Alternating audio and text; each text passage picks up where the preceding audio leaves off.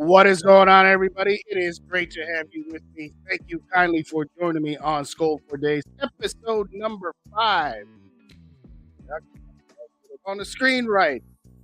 The preseason is finally over, and we are less than 2 weeks away from the Vikings Week 1 game against the Tampa Bay Buccaneers.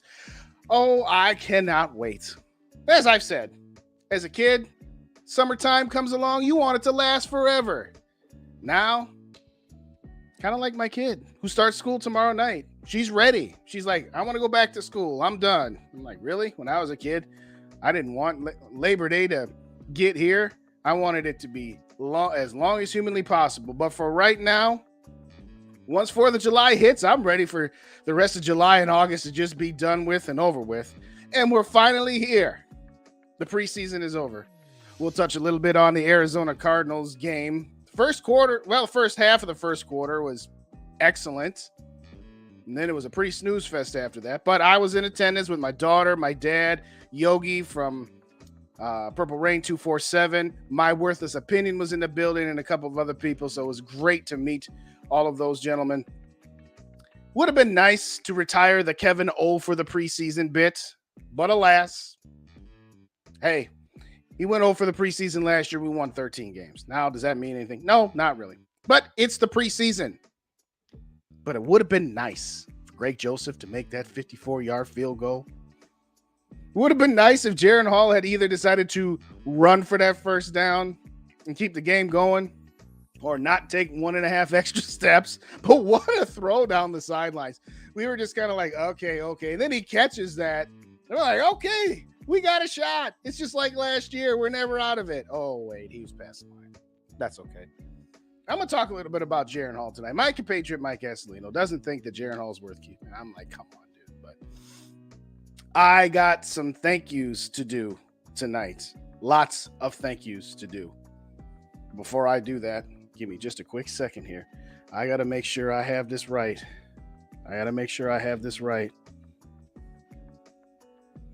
Because I have some special thank yous. Well, let's get the shout outs out the way because the comment section is already lighting up.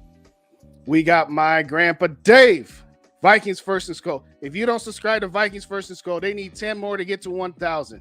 So get on over to Vikings First and SKOL after the show is over tonight. Go watch the great show that he and Tyler did. And if you don't already subscribe to him, hit that subscribe button. Let's get him to 1,000. And oh, by the way, subscribe on your favorite podcast aggregator, Vikings First and SKOL, Spotify, Apple, or wherever else you get them. Let's hit them up. I appreciate you, Dave. I appreciate you. Dave L's got a new handle, the Purple Heel, Dave L. What's up, Purple? At first, I was like, who is this? And then I was like, oh, that's Dave L. Okay, I got you. He's changing it up for the season, Davey. All right. Gary's in the building. What's going on, Gary? Oh, for the next one on the list, Miss Mary. Oh, yeah. This is for you, Mary. Norsefius, I got something for you. In fact, I'm going to star your comment because I'm going to bring that back to you in a minute. But my brother from another mother or my nephew, which way you want to go, Purple Pocket Podcast in the building. What's up, Rap? Thanks for joining. Holden, good to see you again, as always. Thank you so much for joining me. I do appreciate you. The Mick Andrews is in the house as well. Evening, gang. Evening to you, Mick Andrews. Thank you so much. SKOL for Life 1975 is in the building. What's up, Barber? Good to see you. Thanks so much for showing up. Thanks, everybody. The man himself, the greatest single YouTube, Facebook, Twitter, TikTok, MySpace handle of all time. My Worthless Opinion. It was an absolute blast meeting you. Wish the game would have been a little bit more entertaining. But I'll see you at SKOL Fest. Don't forget to let me remind you all about that, too. Good to meet My Worthless Opinion on Saturday. If y'all don't already know, SKOL Fest, the inaugural SKOL Fest, Saturday night, September the 9th, right before Week 1 game. Northeast Palace in Minneapolis, 2450 4th Street. In Minneapolis, myself, Rap, Dave from Minnesota Sports Talk, GG Sports, Jamie and Casey, SK, Purple Rain, Yogi. We all going to be there from 5 to 9, have a live DJ during the show and after. We're not going to do a 4-hour show, but that's when the festival is. But we will be doing a show at some point in time We told ourselves let's limit it to half an hour, 45 minutes, knowing that we'll go for at least an hour. Who knows? Maybe we'll go for 2. Who the heck knows? We got some hellos back and forth to each other. Dave Thibodeau's in the building as well. What's up, Dave? Good to see you. Good to see you. Thank you so much for joining me. I appreciate you. Appreciate all you ladies and gentlemen joining me here this evening. And I'm just so excited that the preseason is over and the regular season is about around the corner. I want to mock Bob. Bob, put it in the comments. How'd your drafts turn out with Yogi and Zone and company? Let us know how all that went for you. That will be a great Coors Light when I win our bet. All right, so Mary bet me a case of 6-pack of Coors Light that the Vikings would beat the Kansas City Chiefs. Because I picked the schedule on my earlier show with Mike. I had us losing to the Chiefs. Okay, yeah, I'm just being real because that's who I am, is the realist. The optimist and the realist. But I digress. But I told Mary if we win, I'll buy her a 6-pack of Coors. And I'll be happy to buy that. What's up, Raymond? Good to see you again. Saw you earlier. Good to see you again. I love that Chuck Foreman jersey, man. I wish I had been able to. But hey, that is awesome. Purple Gang, SKOL Mafia. What is going on, my brother? I cannot wait. We 12 days away, SKOL Mafia. 12 days to meeting you, my brother. I cannot wait. Anybody else I need to shout out here real quick? I'll get word to speak. Absolute pleasure and honor to meet you and Yo. Hey, the honor was ours, my friend. The honor was ours. I'll tell you that right now. Skull Zone is in the building as well. What's up, Soul Zone? Good to see you, my brother. Good to see you. Hey, y'all, subscribe to Skull Zone if you haven't already. All right, that takes me up to where I need to get. So let's get some thank yous out the way right off the bat. As always, we wouldn't be able to sit on YouTube, connect with all of you, talking about our favorite football team, if it wasn't for those that came before us. I'm talking about the active members and the veterans of all of our armed forces who put their lives on the line, who sacrificed and gave up a lot so that we would have all the freedoms that we enjoy. So we got a shout out to all of our active and veteran military, to the brave men and brave women who serve as our police officers, firefighters, and EMS, who in times of danger run toward it while us cowards run away from it so that we are safe, who put their lives on the line every day when they put on that uniform and leave their house. Thank you so much. Stay safe. We all owe you a lot. We don't thank you enough. To the doctors, nurses, surgeons, and frontline workers who take care of our medical needs when we are in time of crisis there.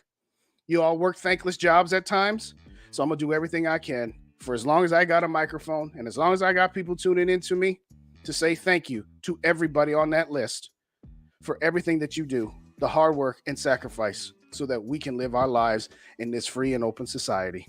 I'm not here politicking. You will never catch me politicking on my channel. The only politicking I do is about the purple and gold and how I just want to see him win one Super Bowl before I die. Just one. You know, Grandpa Dave always says, no, I want a dynasty. Well, I want a dynasty too. I absolutely do. But I'll just take one to get us started. So salute to everybody. Military, police, fire, EMS, doctors, nurses, frontline workers, everybody. Thank you so very, very much. Dr. Proto's in the building. We got a house call from the doctor. Right on cue. Good to see you. Good to see you. Okay. I'm going to ask the 22 people in the building for 30 seconds because I had it all set up and then I had to go back upstairs and I had to set it down. So I'm going to ask you guys to indulge me for 30 seconds. And if anybody come in the building and they say hi and they say, what's going on here? I'm going to be right back. 30 seconds. Start right now. This is a 30-second drill. No timeouts. Kirk Cousins down by 4. He's throwing the ball to JJ in the end zone. Hold up, y'all.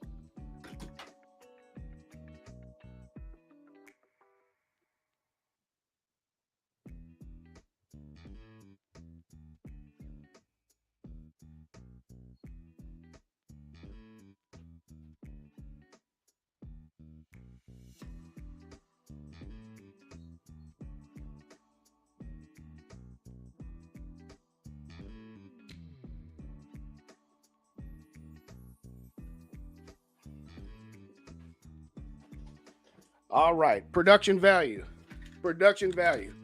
This special shout out right here goes to our boy Northfius. Now you've all seen Rap's channel, and Northfius hit me up, and he said, "Justin, would you like one of these flags? I said, oh, yes, sir. Yes, sir. Look at what my boy Northfield got from me. It is so big I can't even get it on the screen. But it's got the logo. Purple and gold for days. Thank you so very much, Northfield. Everybody give a shout out to Northfield right now. As I catch my breath, I was running around, changing my outfit from my earlier show, and I set it down, and me and my ADHD, I said, oh my gosh. I said, the second thing I'm going to do is hit up Northfield. I am truly humbled that you would gift me something like that, Northfield. I truly am.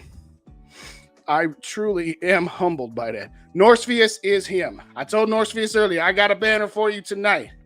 You got me a banner. I got you a banner. I'm going to wear this like Superman tonight until I get too hot and heavy because it's still a little warm down here in Rochester. But Northfield, thank you so very much. All y'all, shout them out. I asked for a shout out. I only see 13. Everybody shout out Northfield and say, yo, what up, Northfield? Thank you so very much. A couple of new people in the building. D-Will, what's up, D-Will? How you doing?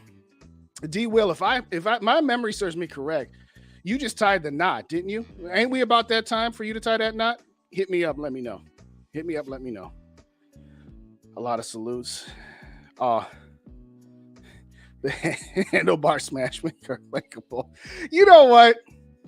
I never thought I would think that Kirk Cousins could pull off the Fu Manchu, but he actually is pulling it off. I can't believe it. Keep it. Do whatever you got to do, Kirk. Do whatever you got to do. The fact that you feel comfortable enough wearing that look, nah, you wouldn't have done that 2 years ago. Now with Zimmer in the house, no chance. Oh, no chance. Do that streaming site. You can watch the game. This is what I do. Okay. All right. Yes, Dynasty Baby. Yep, there you go. Northfield. I'm going to put your other one up there. Salute to everybody. Is it Darian or Darian? Put it phonetically for me there, my brother, because every time I guess, I think I've guessed both ways. Is it Darian or Darian? Either way, thank you so much for coming up in here tonight. I appreciate that. I appreciate you guys.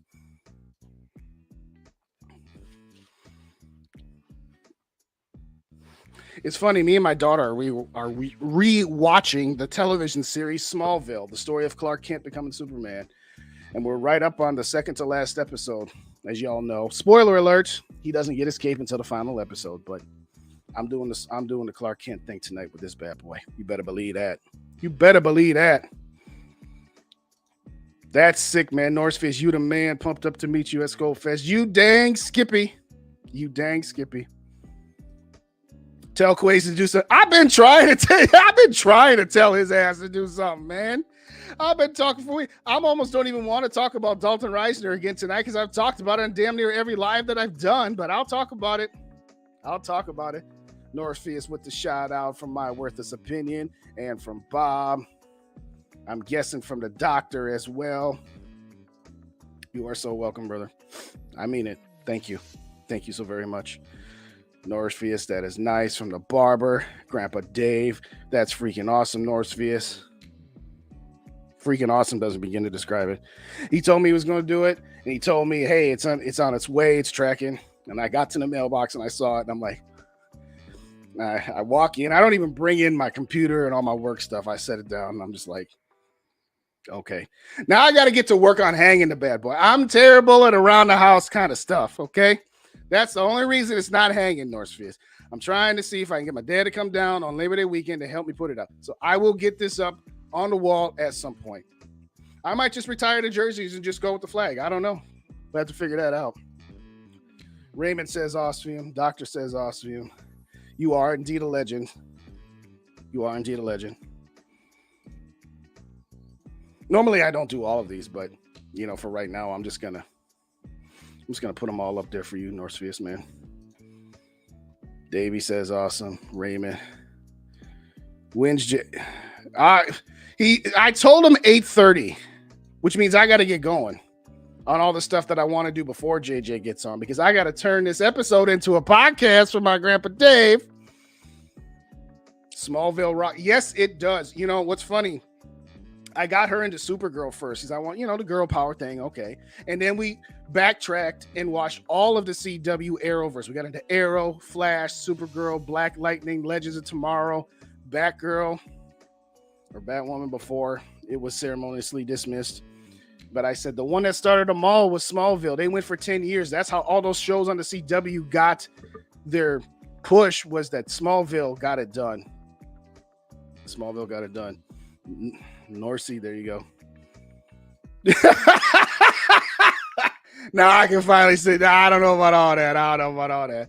AJ's in the building. What's going on, AJ? Good to see you. What's good? This is what's good. Northfield's got my logo on a flag for me. That's what's good. But what else is good is the regular season is less than 2 weeks away. Less than 2 weeks away. Are y'all excited for that? Because I'm sick of not watching our first teamers play. I'm sick of it. I want some exciting football. I want to see Kirk Cousins with his Fu Manchu be like, nah, don't just like me because I was on the Netflix thing. Like me because I'm one of the best quarterbacks in the NFL. I don't know.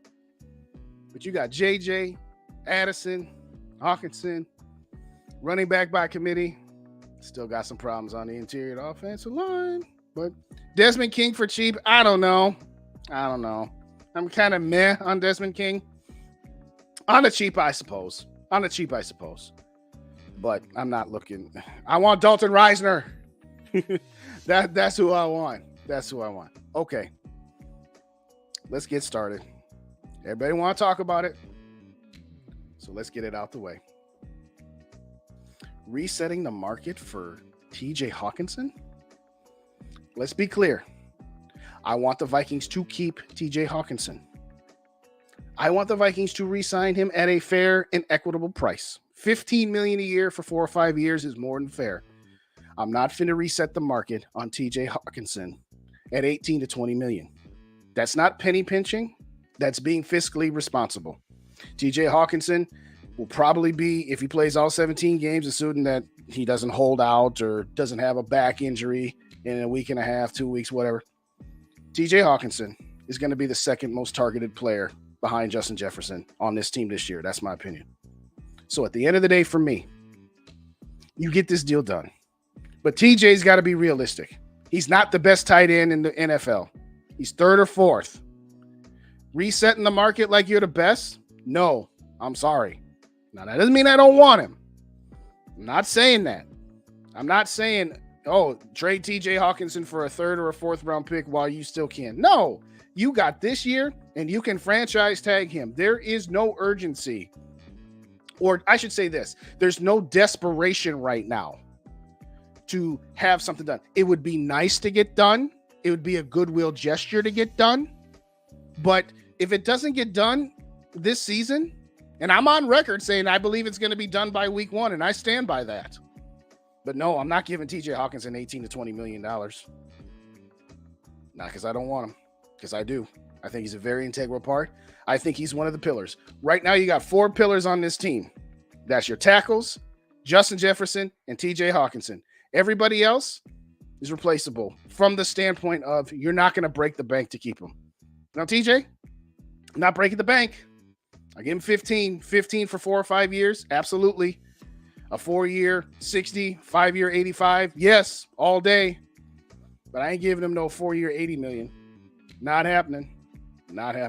But we'll see. I think that when this information got leaked last week, kind of like when Danielle Hunter, the Vikings are taking calls and teams are showing interest. Funny, 36 hours later, his deal got done.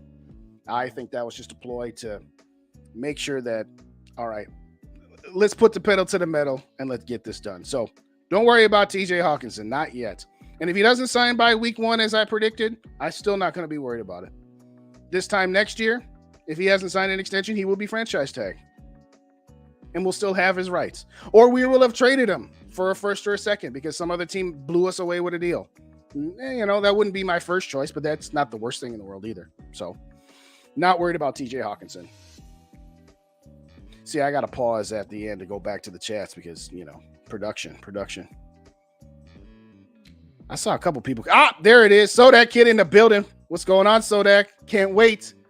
We're just a week and a half away, brother. Week and a half. See you guys. But not reset the market, bleep that. No, I totally agree. I totally agree. Did I shout you out, AJ? Yeah, I did. I shout you again. AJ in the building. What's good? We good. What we got? Back in you had to support my GG. Oh, absolutely, man. No, it's all good. You want to wait till the end of this and come on over? That's fine. We don't compete with each other. We support each other. It is all good. They said TJ lost his mind if you think he's going to get the, yeah. I mean, again, it's a negotiation. What are you going to do? If you don't come in saying, well, I'll just take this. No, you come in and say you give them an offer that you know that they're going to refuse so that you can meet in the middle. Dave L says, name one cut or one person who makes the team no one expects. I think Kenny Wong was in deep trouble as far as making this roster. I think there's a very good chance he might just get put on injured reserve for the year or get cut, if I'm just being honest. And that's unfortunate because we've seen what Kenny can do as a kickoff returner. We've seen that a lot. We were hoping upon hope that he could get to be part of the running back by committee. Kind of reminds me a little bit of Irv Smith Jr. You know, this is the year Irv Smith's going to do this. And that's what we've been saying about Kenny. So I'm not going to be surprised if this time tomorrow, after I'm already done with my show with Dave over on Minnesota Sports Talk on our Under the Light show tomorrow night. Tomorrow night, by the way, programming note, tomorrow night is at 7 o'clock. We moved it back a half an hour because Tyler and Dave are moving their Wednesday show to Tuesday to do a reaction at 6. So we moving our show to 7. Would not surprise me, though, if Kenny Wong was not on this team. I don't think that Tristan Jackson's going to make this team, but I want him to. I want Tristan Jackson to make this roster. I honestly do. I think he has outplayed both Jalen's, Jalen Naylor and Jalen Reagor. Now, Jalen Rager's got plot armor because he's got a guaranteed contract. It'd be $3 million dead if we get rid of him. So we got to keep him one way or the other unless we can find somebody to trade for him. But no, I want Tristan Jackson on this team. I don't think it's going to happen. I think he's just going to get crunched by the numbers, but he's a good special teams player. And he has improved markedly over the course of training camp. I want Tristan Jackson to be one of those guys. Don't think it'll happen, though. Mary says that's great, Northfield. There you go. Sarah's in the building. What's going on, Sarah? Anybody planning on buying SKOL Fest t-shirt? Let me know her size. Yes, put your size in. Sarah's making the SKOL Fest. Thank you, Sarah. AJ said, what's your biggest size? AJ saying, give me that extra large. I don't know. There you go. What's up, Greg? G Mac is in the building. What's going on, man? Good to see you. Sarah says, whatever size you can get. Okay. Y'all sporting wrenches now? Yes, I finally figured out how to do that. I had too many spammers last week, so I had to get some wrench gang up in the building. So I'll get some more in there. GG, what's going on, boys? Only got to hear you for about 10 minutes. I'll watch the rest of y'all show. So again, after my show tonight, you got First and SKOL, Vikings First and SKOL with Dave and Tyler. You got the GG Sports, and you got Rhino with Vikings Uncensored. So hit them up after my show's over. And hit them like buttons. Hey, Wrench Gang, Purple Gang, give me a likes versus viewers check. How many likes we got going on? What's up? Hey, Dave, Minnesota Sports Talk, just mentioned you. We're going to be on live tomorrow night at 7 o'clock. Dave now has a show at 5 p.m. Central on Mondays. He had a great inaugural episode tonight, so check that one out too. So now on Monday nights, after Vikings games, you got Dave at 5, you got Dave and Tyler at 6, you've got Gigi and Rhino at 7, you got me at 8. Y'all, if y'all don't get enough Monday night, Monday afternoon Vikings talk, hey, we got you covered from the drive home till it's bedtime. There you go. K Fizzle in the building. What's going on? Hey, man, completely agree with you on TJ. I appreciate you, man. Like I said, don't take that as I don't care or that I don't want TJ or whatever. Get out of here. I'm not saying that. And I'm not going to call Kwesi a penny pincher. You can't give TJ Hawkinson $20 million when you got Darisaw, you got Jefferson, and you still got to decide what you're doing on Cousins. Anybody who ain't see it, give a shout out to Northfield who got me the flag with purple and gold for days, baby. I feel like I'm wearing a tuxedo right now. Anyway, what's going on? Bob says he won the draft. Well, of course, Bob always wants to mock, so he better have won that draft. But anyway, Greg says Kenny didn't ever do anything in college either. Yeah, I think Kenny's got a real shot of not. Sarah says, I want to recount. There you go. I'm not driving 2 hours one way to put that up for you. Sorry. No, I don't expect you to. No, my dad will help me out. I'll get it up. I'll get it taken care of. I agree. Jackson can go up and get the ball in the crowd. Has great hands. Yes. And he's a good gunner on special teams. I mean, you got Tristan Jackson on one side and Najee Thompson on the other side. Our punt return coverage will be lit.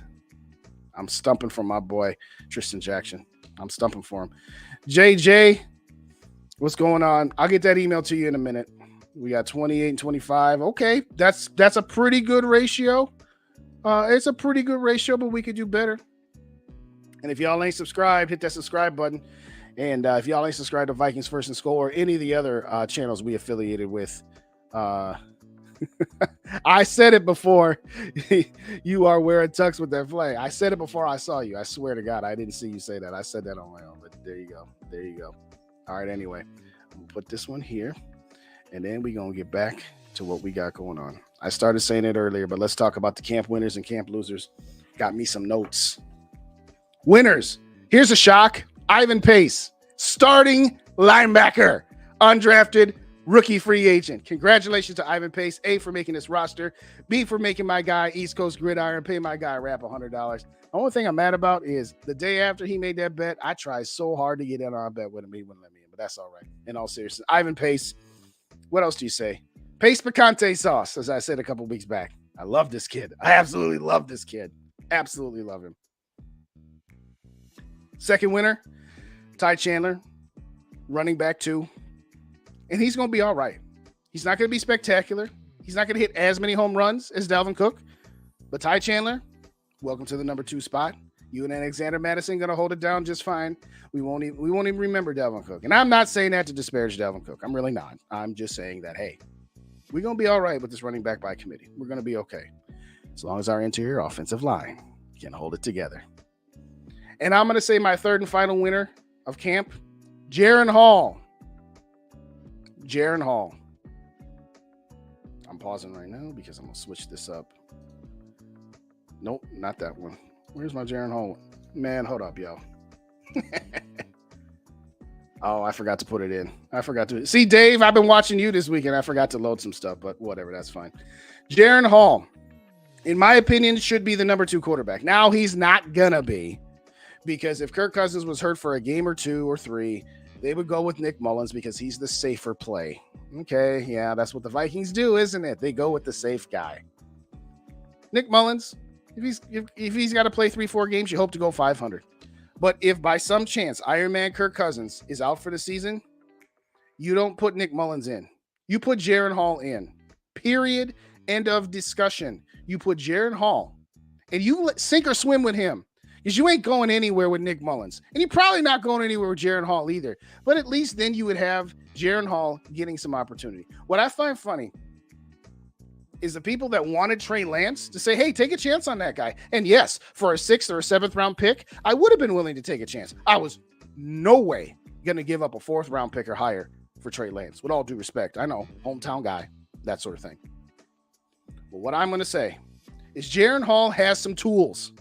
Now, he needs to refine those tools. We understand that. And sitting a year behind Kirk Cousins and being under the tutelage of Kevin O'Connell, he's going to get that type of experience. Now, it's not going to have real game experience. We understand that. But I like what I'm seeing from Jaron Hall. And for anybody who's willing to give up on Jaron Hall right now to say, oh, he's a 5th round pick, he's never going to amount to anything. I'm not willing to say that Jaron Hall is going to be a Hall of Famer, or that he's going to be a franchise quarterback, or even that he's going to be a starting quarterback. I think making any of those declarations are crazy right now. But I also think it's crazy to declare that Jaron Hall just doesn't have it. After 1 training camp and 3 preseason games, Jaron Hall evolved and progressed from preseason game 1 in Seattle until the game against Arizona this past Saturday. Yeah, he was playing behind exclusively 3rd-string offensive lines for games 1 and 2. Saturday, got to play behind the 2nd offensive line and look good. And guess what? As you started taking out guys and putting the 3rd stringers in and Jaron Hall's still playing quarterback, yeah, he didn't look as good. He's not ready to be a day 1 starter. What I find interesting is, let's say hypothetically that the Vikings had made the trade up to get an Anthony Richardson, and Anthony Richardson looked exactly like Jaron Hall did this preseason. Then I could understand the thought process of, well, geez, we paid a lot to get this guy, and he was billed to be this ridiculously freakish athlete, and that's what we got so far? Yeah, I could listen to that. Jaren Hall was a 5th-round pick, and he was a 5th-round pick for a reason. As far as my expectations for Jaren Hall, he met those expectations. Did he exceed the expectations? No, he didn't. But he wasn't far below expectations either. Jaren Hall was never behind the first-string offensive line. He was never throwing the ball to Justin Jefferson, T.J. Hawkinson, Jordan Addison, K.J. Osborne, etc. And he was playing with a bunch of second and third-string guys, half of which will not be on this team. And you know what? He looked halfway decent Saturday. Rollouts, getting out of the pocket. I'm sorry. His pocket awareness is massively superior to that of Nick Mullins, and I dare say it's equal to and maybe even better than the pocket awareness of Kirk Cousins. Stepping up in the pocket, having his eyes downfield. Now, yes, he got sacked 6 times, and I'm going to put 2 of them on him for your internal clock should have gone off and you should have got rid of the ball. I'll give you 2 of those sacks, but the other 4 were on the piss poor offensive line, including one where the guard didn't even touch the defensive tackle who made a beeline right for Jaren Hall. I'm sorry. Jaren Hall is progressing at where he should be for where he was taken, and I like what I see. And as I said, if Kirk Cousins were to suffer a season-ending injury, you don't monkey around with Nick Mullins to try to be a 7-10 or 8-9 team. You let Jaren Hall go in there, and you either be a 5-win team and see what you got with him, or if he blows us away expectationally, when you're still a 10-win team, so much the better. But then you have a better idea, and then you know we're not bringing Kirk Cousins back because he's 36 and he was injured all last year. And do we then draft a quarterback high in the 2024 draft? That's what you do. And again, that scenario is highly unlikely because Kirk Cousins, to this point, has never missed a game to injury. He's only missed 1 for COVID and 1 because they sat him out because the seeding had already been picked up in the last week of the season. So, yes, Jaren Hall, you have exceeded you've met my expectations. Not exceeded, but not below. And by the way, no, this notion of the Vikings should just cut Jaren Hall and hope to stash him on the practice squad. Heck no. Again, I'm not trying to say he's arrived because he hasn't arrived. He certainly has not arrived. Absolutely not. But I'm sorry. Nuh-uh. I love my guy, Mike, but no. We got something with this kid. Did you see him moving around when the pocket collapsed? And yes, he doesn't have pinpoint accuracy like Kirk Cousins. We understand that. And yes, he's still processing, but he's got tools. He's got more tools than, what's his name? Kellen Mond. He's got more tools than John David Booty. And he's got more tools than Kyle Sloter and all the other scrappy guys that we've had as backup third string quarterbacks, developmental quarterbacks. We got something with this guy. How much? I don't know, but it's something. Back to the comments. Now let's see if I can do this production value thing right this time. Still working on this, y'all. Still working on this. Need a drink. If you had a chance to date Justin Jefferson or Jamar Chase, who do you choose? JJ Vikings. Dang. He throwing it out there. I'll see. But I agree. Let's get back here. It's nice to see Hall improve each game. He's coachable. Yes. Trey Lance and Jordan Love are far better quarterbacks. We'll see if you're right. I'd rather have Jaren Hall than both Jordan Love or Trey Lance, only because Jaren Hall is starting his rookie contract, and these guys are almost at the end of theirs. But we've had that conversation. I don't know that the Wills would never do that. The Wills, here's the thing about Nick Mullins versus Jaren Hall. Nick Mullins has a higher floor and a lower ceiling. Jaren Hall has a higher ceiling and a lower floor. That's why I say if Kirk is only out for a game or 2, they would roll with Nick Mullins just to try to survive. I mean, that's not what I would do. I would put him in there regardless. AJ says Ivan Gase. Holden says Pace Gang. There you go. There you go. SKOL Barber. Hype for the season. You dang Skippy. You are dang Skippy. What else we got going on in here? Comments time. Gary says, just want to say thank you all for being my Purple Gang family. No, Gary, thank you. Gary, you done put in at least a third of the JJ fund. So we got to say thank you to you. But in all seriousness, that's what I say. I say that at the end of my show every time. It's always good to hang out with you guys. It is always so much fun. What's up, Mateo? Oh, yeah. Jay Ward was on my honorable mention for my winners of the camp battles. I love what I saw from Jay Ward. It's about time we did see some. Jay Ward, yes, he did. And that was right in front of us. We were in the end zone, right? He came like, boom. I was like, whoa, okay. Hall needs time, of course, but I like what I saw Saturday. I agree. Funny. Oh, Trey Lance just needs this. He needs this. Okay, we can't say that about Jaren Hall? Just because Trey Lance was taken in the first round and some team traded up for him and vastly regrets it right now, by the way. I digress. Jay Hall looking promising. I agree with you, SKOL Mafia. Ditter, what's up, David Ditter in the building? What's going on? Would have loved to see Hall at 2 and Lance for a 4th. As I don't know what you're trying to say, Ditter. Just spell that out again for me. No, I wouldn't have given up a 4th. I would have given up a 6th or a 7th. No, I wasn't giving no 4th. Nope. Sarah says my celebrity crush is Ji Sheng Woo. He looks like a South Korean actor. All right. Hey, shout out from Eric in New Mexico. What's going on? What's up, Florinda? Good to see you in the building, Eric. Thank you so much for joining me. AR-15 would have helped this year. Quarterback sneaks. Yes, that too. And again, because of this offensive line. Have I mentioned that yet tonight? I can't remember if I have. I want all my purple game to take over. Let's show the impeccable talking heads in the dying media that our peaceful crusher. Yes! Northfield just comes out on fire. Gerber 714. Good to see you. Thank you so much for joining. I appreciate you. I'll just throw it out there. Hit them like buttons, hit that subscribe button, and also hit that subscribe button on my sister stations. First and SKOL, Vikings First and SKOL, Purple SKOL Media, Purple Pocket Podcast, GG Sports, Minnesota Sports Talk. Hit it all up. We're going to be on each other's channel. We support each other, and we're going to provide you with some great content. All right, GMAX says, if Kirk goes down for a long extension, it would be criminal not do everything again to get a top pick. Yes, and that's the other thing, too. Thank you for reminding me. I forgot to say that. I'm going to pause so I can get this in the podcast. The other thing about putting Jaren Hall in if Kirk were to go down for the season is if Jaren Hall massively fails, now you got a top 10 pick, and dare I say, you can get involved in that Caleb Williams discussion. Absolutely. Thank you, GMAC. Appreciate you. Dave says, FYI, Pace Picante started off as Pace Picante sauce at Territorial House Restaurant in Albuquerque, New Mexico, of a high school friend of yours. Okay. Grandpa Dave dropping some knowledge. All right. I just saw that, and it was a chat. I think it was in One Bar's chat a couple of weeks ago. Somebody said, we're going to call Ivan Pace Picante sauce. All right. I like it. Yes, slappies. Life's full of slappies. Gerber says, I got slaughter PTSDs. All right, you know what, Dave? And now you know. And knowing is half the battle. For you youngins, that's a reference to G.I. Joe. I digress. Let's find out about jinxes this year. Everyone, Kirk Cousins never misses a game due to injury. Yeah. Hey, if something happens to Kirk, you can blame David Ditter.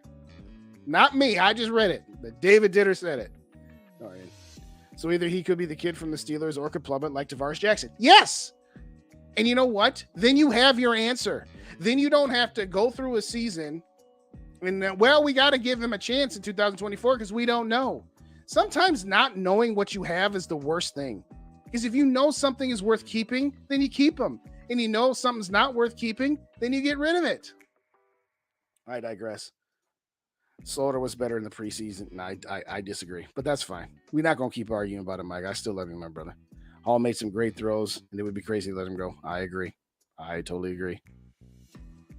What's up, Rhino? Vikings Uncensored. I shout you out earlier, Rhino, but I'll get you again after the show. Well, you know the drill. Hit up Vikings versus SKOL. Hit up Rhino on Vikings Uncensored. Hit up Uncensored. Hit up GG Sports. There you go. Love my Purple Gang family, so I get to send my first trip to... Yes! Yes, SKOL Mafia. I'm almost like nervous for SKOL Fest because I'm so excited for it that then when it's done, we're going to have to just do it again. Now, we're going to do it every year. That's what our intent is to do it every single year. But I'm so excited. I really am to meet all of you who are going to be there. We didn't have our meeting on Sunday, Dave, Grandpa Dave. We did not have our meeting, so I will bring it up to the crew what you and I talked about off air. We got some SKOLs. We got some hellos. Okay, what's going on? I don't think Lance would have fit KLC's offense. He needs to be an offense like Chicago has for Fields or Philly has for Hurst. That's a good point, too. That's a good point. Again, I would have given up a 5th or a 6th. I would have been okay with that, but I wasn't giving up nothing like a 4th. Forget that. You can forget that. SKOL Mafia, when you come. All right. When you come. Saturday morning. All right. I'll be up mid-afternoon Saturday. Like I said, I trade Hawk for a top 16 left guard. Now that's interesting, Ditter. I don't think I would, but I'd be intrigued by it. You have to give me something specific, a specific guard as to who it would be. But I could listen to that. I could listen to it.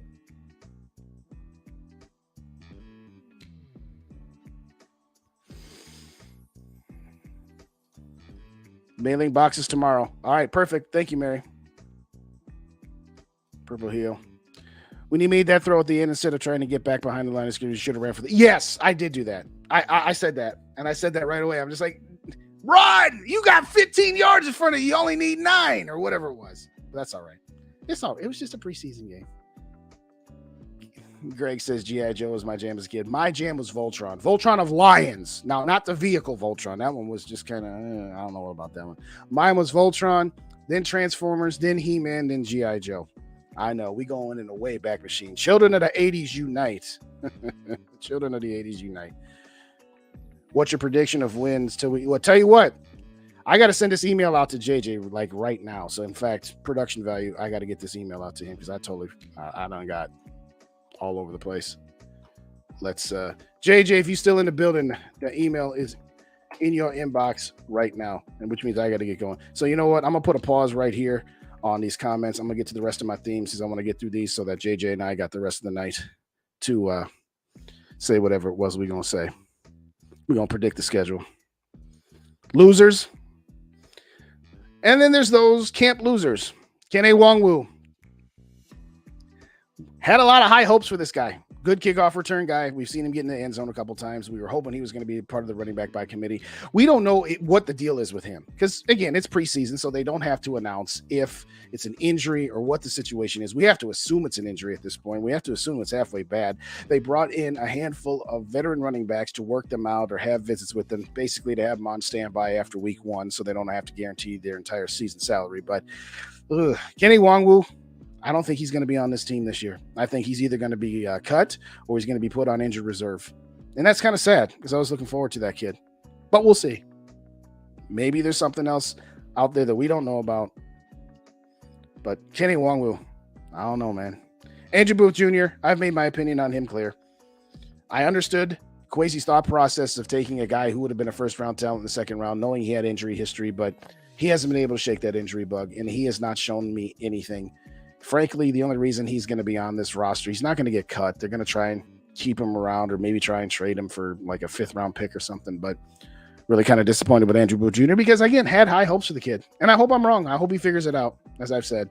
But I'm expecting nothing from Andrew Booth Jr. Anything we find is found money. Asamoah, I'm going to have to put you down in the loser camp because you had the inside track on being one of the starting linebackers. And you might get a lot of playing time. And again, part of it was the injuries. I get that. But Ivan Pace Jr. blew right past you.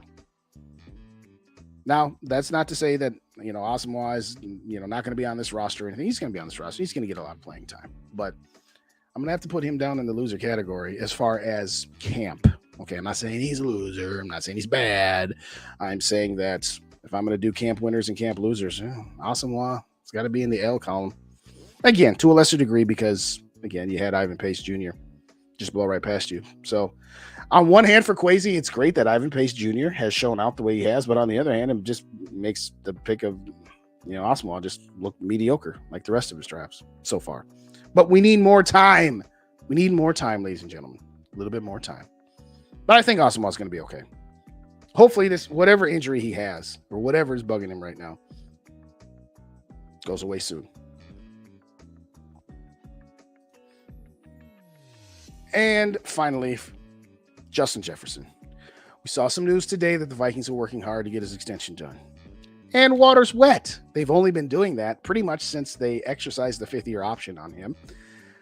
I'll say this. I'm not worried about Justin Jefferson, and I don't care what they sign him to. They could sign him to a 5-year, $150 million contract, and I would be just okay with it. I don't care. Justin Jefferson is the guy you pay every penny he is worth. And he's not some guy that, like I said, with TJ Hawkinson, I want him, but I'm only paying him about 15 a year. I'm not giving him 18 to 20. Justin Jefferson, pick your number. As long as it's not past 35. If you're talking about 40, okay, then I might have to start thinking. But in all seriousness, Justin Jefferson, I think the likelihood of him getting done by week 1 is 50-50. And I'm fine with it either way if he doesn't get done. Some people are so worried having the PTSD about what Stephon Diggs turned into or what Randy Moss turned into or what a lot of wide receivers have turned into. I don't see that with Justin Jefferson. He doesn't exhibit those tendencies. He exhibits and exudes leadership. He exhibits and exudes that he just wants to win. He knows he's going to get the bag. He knows that the Vikings are not going to just back up a Brinks truck. They're going to back up a Brinks truck and a half to whatever address he tells them to back those trucks up to. So no, I'm not worried about it. If it gets done, it gets done. And I'm cool with it.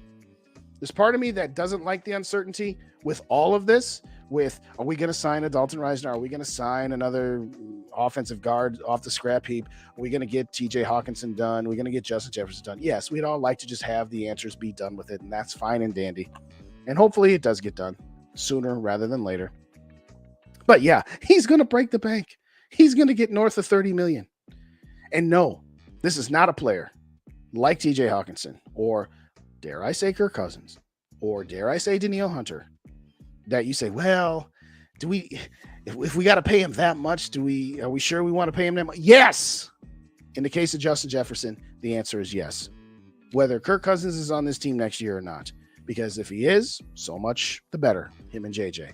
And if he's not, then whoever the next guy is going to have a leg up having Justin Jefferson. So anybody that thinks it's a better move for the Vikings to trade Justin Jefferson for 2 or 3 first-round picks and get your franchise quarterback and get another receiver like a Marvin Harrison Jr. No.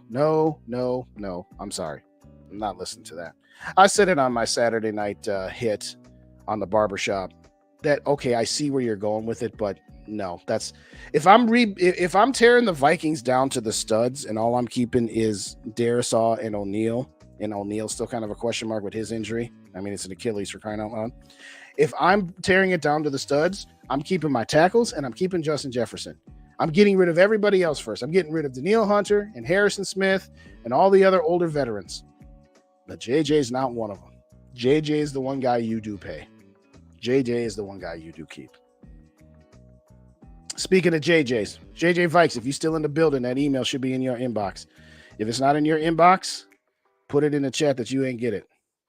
You should have it by now. And we're going to pick this schedule. Circling back to the chat, SKOL Zone. Hopefully, Jaren Hall pans out. Last Vikings drafted worth keeping was Dante. Yes, totally agree. Clip this for the play. You know that. Oh, you know that. What did Rhino say? Yes. Pace gang will be the starting. Awesome all rotating. That's fine. That's fine. The way JJ carries is the most random. Chris, I don't know about that. Nah, Chris Carter had some diva to him. Not as much as like Randy and Terrell Owens and Diggs, but Chris had some diva to him. Let's not pretend Chris didn't have some. But the point is that again, Justin Jefferson, I see. Okay, right here, right now, he's a generational talent. You sign him for whatever he wants and thank him for putting his Herbie Hancock. Yes, no discussion there. Absolutely no discussion there. Hawk needs to get over his eye problem. He's under contract. Well, there's that too. Hawk doesn't deserve to reset the tight end market. 15 is more than fair. I believe that too. I totally agree. And again, that's not penny pinching to say I'm drawing my line at 15. I know sometimes we're just like, well, Rick Spielman got all these guys done. Well, yeah. And look at the mess we have to clean up right now. Kwesi has a salary cap mess from all get out. We can't say, Kwesi, clean up this mess and make this team more fiscally responsible. Well, go ahead and be irresponsible and give 18 to 20 million to TJ Hawkinson because we got to keep him. No, I'm sorry. TJ Hawkinson is one notch below that. You absolutely got to keep him. You can tell JJ had two older brothers who made it in the pros and has military parents. Dude is humble as well as a legit leader. Absolutely. Not playing leader now that he has a coach like he. Yep. Mm-hmm. Mm-hmm. The question is, why am I heel? When did Cam Bynum become girl? Seriously, I think poor Safe's job for now, hopefully. Yeah, Cam Bynum's just kind of a guy. But he's just kind of a guy who's kind of our starting. Yes, JJ needs to be a career Viking, period. End of discussion. I totally agree with you, Mary. Not that I disagree with much of what you say, Mary, but you for dang skippy on that. You cannot pay Hawk more than Kelsey. Correct. You cannot pay him more than Kelsey. Absolutely not. That's not a knock. That's not I don't want him at all. That's you cannot pay him more than Kelsey. With Kelsey, he's even taking hometown discounts because you got Patrick Mahomes. They got rid of Tyreek Hill and kept Kelsey and Mahomes. You're not paying him more than Travis Kelsey. I don't care if he's on a hometown discount. All right, Sarah says people wanting to trade JJ for a quarterback. When the quarterback gets here, he won't have JJ. Yes. Yes. I don't know why that's so difficult. Kelsey's underpaid, but Hawk deserves Kelsey. Yes, what he's making now, yeah. Because Kelsey at 15 is undervalued, but that's because he's already signed his contract. But yeah, 15's right on. Kwesi so far hasn't shown any desire to put out long-term contracts. That's true. Because he's trying to clean up the mess that he was brought in here to clean up. And so again, you can't pay off your credit card debt if you're constantly going out for steak dinners every Friday night. You got to be judicious about how often you go out for your steak dinner at Manny's at $100 a plate. You can't be doing that every Friday night and Saturday night and then say, why isn't my credit card debt going down? And like I said, people who say they want to trade JJ for draft picks, but want to re-sign Kirk Cousins for 2 years, I'm sorry. This is not an anti-Kirk rant at all. But there's no way I'm stripping down this team and getting rid of Justin Jefferson and then extending Kirk Cousins. That's cutting your nose to spite your face. I mean, what in the world kind of baloney is that? What in the world kind of baloney is that? All right, hold on just a second.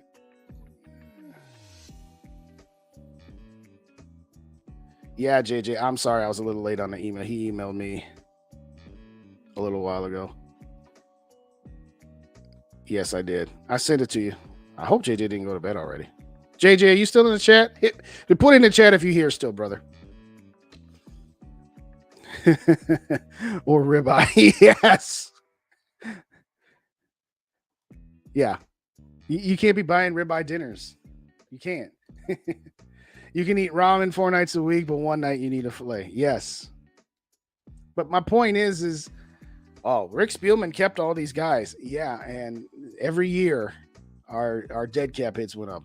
In 2021, we started off free agency with $20 million in dead cap hits. 2022, we had $35 million in dead cap hits. This year, I think we had 35. Next year, just for Kirk, Hunter, Harrison Smith, and Marcus Davenport, $58 million in dead money. Oh, well, the salary cap keeps going up every year. But if you're already spending the increase of your salary cap a year or two in advance, you're not really getting an increase in the salary cap. You see, here's the thing. Yeah, the salary cap this year is around, 230, 235, and next year it's going to be at 260. If you got $60 million in dead cap hits, you only have a $200 million salary cap while the rest of the league has $265 million. You cannot keep spending your future years and then be shocked that all of a sudden, well, where's all of our extra money? It's like that dude in Christmas Vacation. You know, I made this purchase with my Christmas bonus 6 months ago. And then you ended up not getting that Christmas bonus until some other stuff happened. But you get my point. You can't be spending your Christmas bonus 6 months in advance like it's a guarantee. Oh, well, the salary cap's going to keep going up. Okay. You know what? I'd rather have the salary cap going up and actually be able to realize that increase in the year that it happens. What do? We spent all of our salary cap increases year after year to be a mediocre team up until last season. So, yeah, I agree with you, Bob. Stop all that void year stuff. Just stop it. Again, You want to sign Justin Jefferson and you got to finagle the salary cap to make it work so that you don't cripple yourself in the future. That's one thing. But you don't do it for the fourth, fifth best tight end. You give him his market value, you give him a fair price, and you keep him on your team as one of your pillars to the extent possible. And I don't know that TJ's really looking for $20 million a year. I think that was just some stuff that gets reported because people report stuff all the time. But we'll see. What's up, Chad? Jelly of the Month Club is a gift that keeps on giving all year. Good to see you, Chad. Good to see you, my friend. I appreciate you. You know, I might have gotten so carried away because I meant to send this to him 10 minutes into the show, and I totally forgot. And he might, because I forgot he's on the East Coast. Oh gosh, Justin, you idiot! Booth is gas station sushi. That's the line of the night, Gerber. That is the line of the night. That is the line of the night. In his own podcast. What's up, Zoe? Good to see you. Hey, I shouted out you guys earlier with I spoke to Yogi about this. We're gonna start calling the Saturday night show the barbershop because it's just like a bunch of us showing up talking Vikings at a barbershop. Go check out his page. Go subscribe to our boy if you don't already. If you don't already subscribe to Vikings First and SKOL, both on YouTube and your favorite podcast aggregator, please do that for me. Please do that for Tyler, Dave, and Darren, who have graciously allowed me to join their podcast feed, as well as some select post-game shows, as well as doing the midweek musings. It's going to be a lot of fun this season, ladies and gentlemen. It's going to be a lot of fun. It's going to be a lot of fun. I can't wait. Okay. I think I might have blown the bit with JJ Vikes. I'm really sorry, nephew, if you've already gone to bed, because I sent that to you a little bit ago. And again, I just started rambling and I totally forgot to send it to you. So if he come on in, we'll restart this. But I promised everybody, now, this will not be the last time that I do my season-long predictions. The return of the curmudgeon and the punk will happen before week 1. When exactly, I'm not sure. I haven't decided if I'm going to go live next Monday night. It all depends on my travel schedule. I've already said I'm not going to do my Purple Skull Media hits. I don't know if I'm going to be live next Monday night. So if I am, I am. Hope you all can make it. But if not, I will still drop my my next episode of Curmudgeon and Punk then. So the Curmudgeon and the Punk are going to do their picks again now that we are close. But here's the official, unofficial. And you know what? I got to move this around here. Nope. I want it over here. Just in case I do put up some, we'll put it right about there. Well, if I put some comments up. There we go. Dave, what's the deal? Man, I'm just chilling, man. I got 30 people in the building right now. Just chilling out. And the season hasn't even started yet. We having this much fun right now. The season ain't even start yet. Season ain't even start yet. You guys got 30. Gerber, thanks for the sub. I appreciate you, man. I don't know if you, I don't know how you found me. Whether it was with Dave over on First and SKOL, Dave and Tyler and them guys, however, but I appreciate you, man. Leave me comments on my videos. Whether you agree or disagree, that's fine. In fact, I say this all the time. I don't mind if you disagree with my takes. I appreciate feedback. I honestly do. I honestly do. Vikings didn't chop it up. We acted.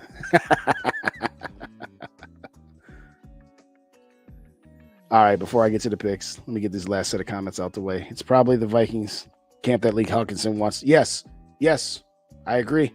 It was absolutely them. GG and Dave. Hey, I appreciate. All right, shout out GG Sports and Dave. Absolutely, I appreciate you, man. I honestly do. Skull Zone, what you got? You better not lose to Garbage Mayfield week 1. Well, all right, let's just get to it. All feedback is good feedback, unless you are a troll. That's correct. Absolutely. Like I said, go check out Rhino Show. I got about halfway through before I had to get ready. He does a great job. And, you know, Rhino's a guy that I've been watching for a couple of years, and I'm glad that this time last year, I was a little bit later than this time last year, that I finally got to do a couple shows with him. It's an absolute blast. He and Brunswick cracked me up. He and Brunswick, one bar Lupagus, obviously Dave and Tyler and Darren over on First and SKOL, as I've mentioned a few times. But, all right, let's get to this. And now I got to fix my banners so that I can put it up each time we go through a game. The Tampa Bay Buccaneers are going to be the lid lifter. We're going to be at SKOL Fest the night before. We are going to beat the Tampa Bay Buccaneers, and let's just call it for what it is. Baker Mayfield, yeah, he's got some games where he's solid left and right here and there, but at the same time, Baker Mayfield is just a guy. He is Kirk Cousins light. And I know this time I said this the first time I did Curmudgeon and Punk. The last time Baker Mayfield was in US Bank Stadium, he put a W on that field. Yeah, it was 14-7. Okay, yeah. How did that game go? Our offense had an opening drive touchdown and did nothing the rest of the game. Sound familiar, ladies and gentlemen? But I think Baker Mayfield, he just lost his center. I think we're going to be okay. We get to unleash the non-Ed Donashell defense. Good luck, Baker. Good luck. No, I think the Vikings win that game by, I'm going to say 31-14. I think it's going to be a solid game where it's not going to be one of those at the end of the day. Oh, we had another Vikings heart attack. All righty. 4 days later, we fly out to Philly. Once again, Philly, week 2, Thursday night football. I ain't looking forward to that game, if I'm being honest with you. I know some people are going to want to say, well, Philadelphia's got a new offensive coordinator and a new defensive coordinator, so maybe the Vikings. No. If we had signed Dalton Reisner, I would say we'd have a 50-50 shot. But guess what? That's if we had signed Dalton Reisner a couple of weeks ago where he was already acclimated. This ridiculous nonsense about waiting until after week 1 to sign Dalton Reisner so we don't have to guarantee his contract. I've said this before. That's just stupid. You're cutting your nose to spite your face. You are cutting your nose to spite your face because Reisner ain't going to be ready to be much of an upgrade 4 days later after one practice and one walkthrough. I'm sorry. I think the Vikings missed a giant opportunity to improve the interior of that offensive line. And I'm still kind of irritated by it, but it is what it is. If we sign him later, okay, fine. Why wait? You had plenty of time. Oh, we don't want to guarantee him. Why? If you believe he's good enough to be an upgrade over what you got, why the hell wouldn't you sign him?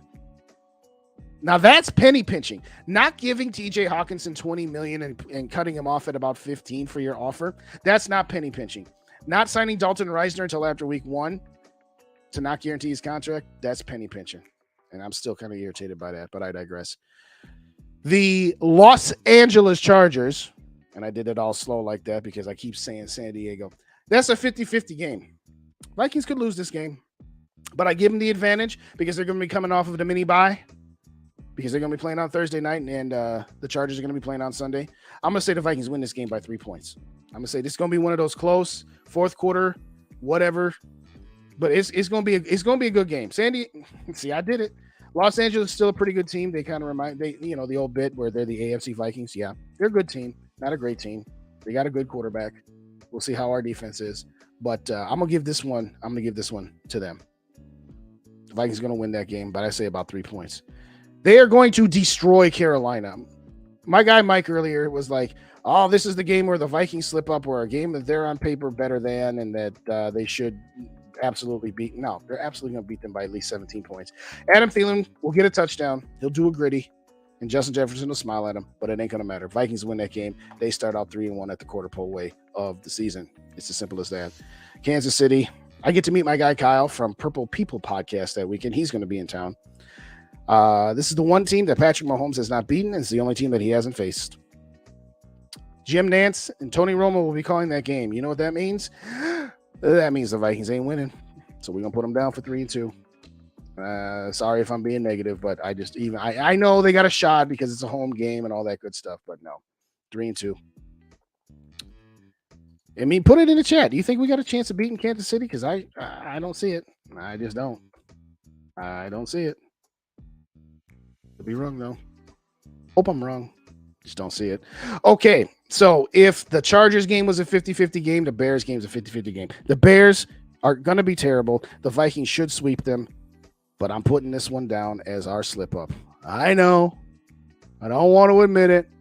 Because at the end of the day, it's the Bears. And we hate them almost as much as we hate the Packers. But I think this is the one of two.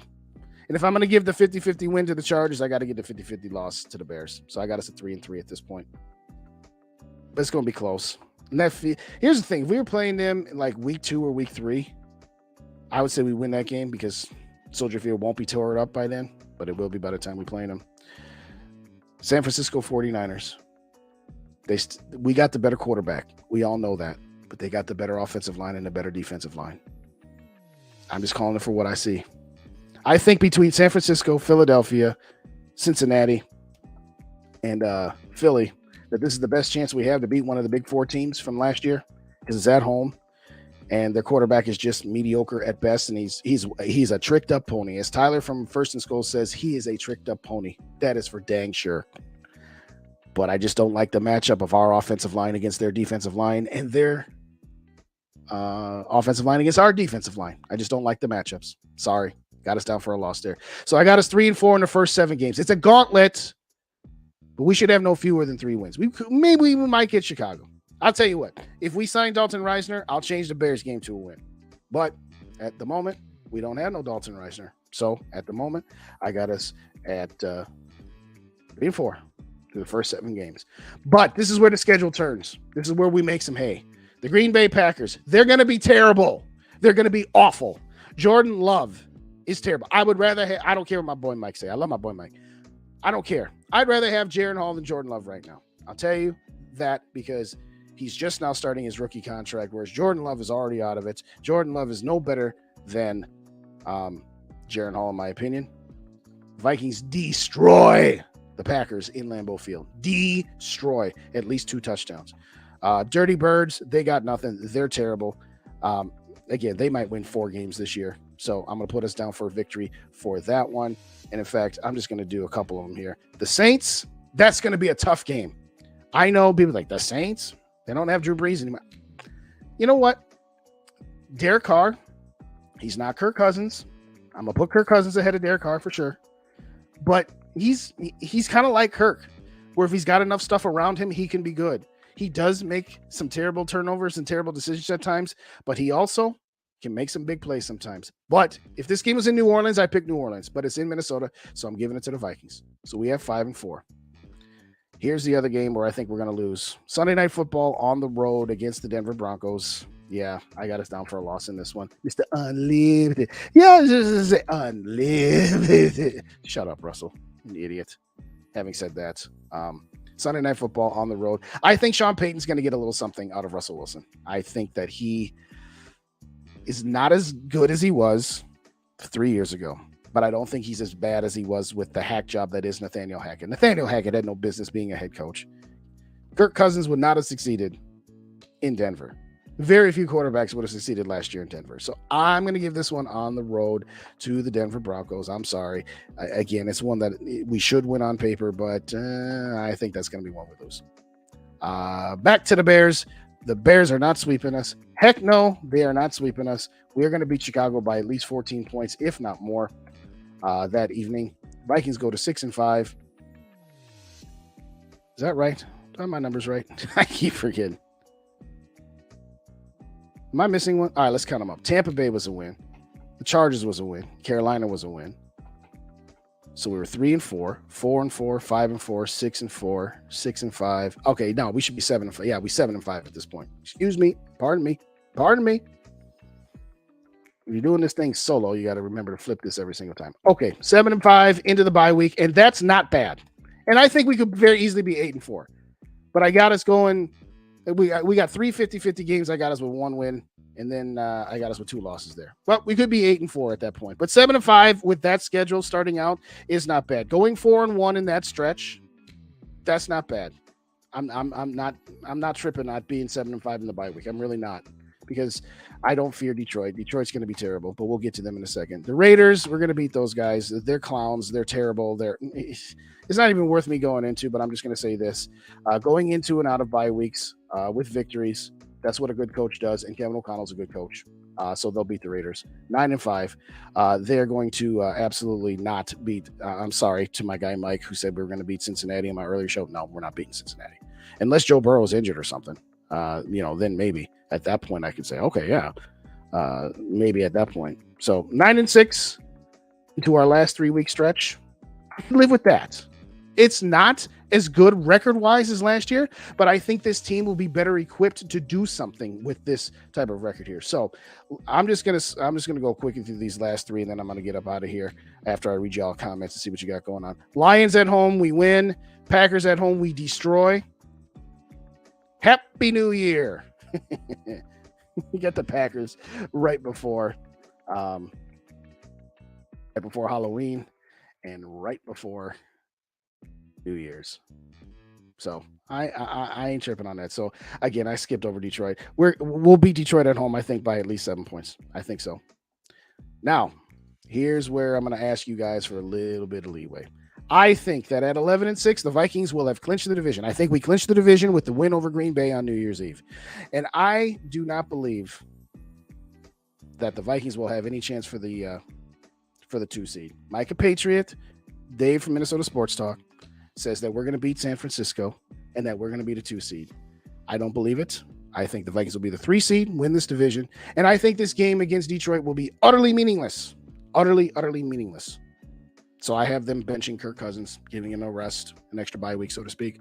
So I have us losing to the Detroit Lions, finishing at 11-6. Put it in the comments right now as I go through all of your comments. I got about 50 of them here to go through. So at the end of the day, I got us down for 11-6. And I think that's generous. I think that's realistic. I think that, yes, it's a couple of games less than what last year was. And yes, I would move them up to probably 12-5 if we had Dalton Reisner come in here. I'll give him one more win in that scenario, which means maybe then the Detroit game at the end of the year matters, in which case I could see them actually playing that out. So I'm not going to say 13-4. I'm not going to do that. There's just no way. That's just not going to happen. Well, maybe it could, but in all seriousness, 11-6 is my final record. So what do you guys got? All right, comments time. Here we go.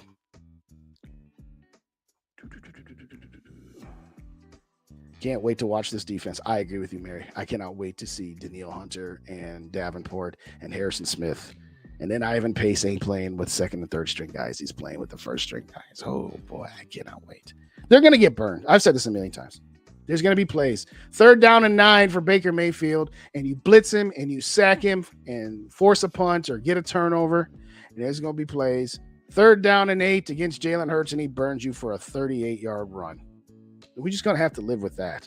But are we not okay with that from the standpoint of it's better than death by 10,000 paper cuts? I think so. Love your show. Hey, appreciate you, Eric. I appreciate you, man. Appreciate you, Lorinda. I appreciate every single one of you guys. I don't understand why the Vikings think they regress, but not the Lions. Totally agree with you, Sarah. I totally agree with you. Oh, yeah, you Lions went on a nice run after you basically were eliminated from the playoffs. It's real easy for a golfer who starts out on the first 6 holes at, +7. Oh, he started out +7, but then he played -6 for the rest of the round and only ended up at +1. Big deal. There was no pressure on you. There was no pressure on the Lions last year.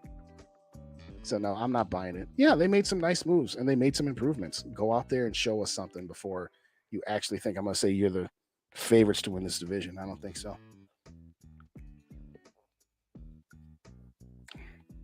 At least 2 interceptions. I like that. I'm going to say at least 2 turnovers. Maybe 1 interception and maybe a strip sack or something like that. But I agree. To quote Lawrence Taylor, let's just go out there like a bunch of crazed dogs because they've been chained up. The first team ain't played.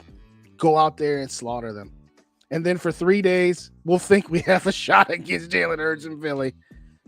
And then we'll come crashing down to earth, and then we'll have the mini bye, and then we'll beat the Chargers, and we'll go from there.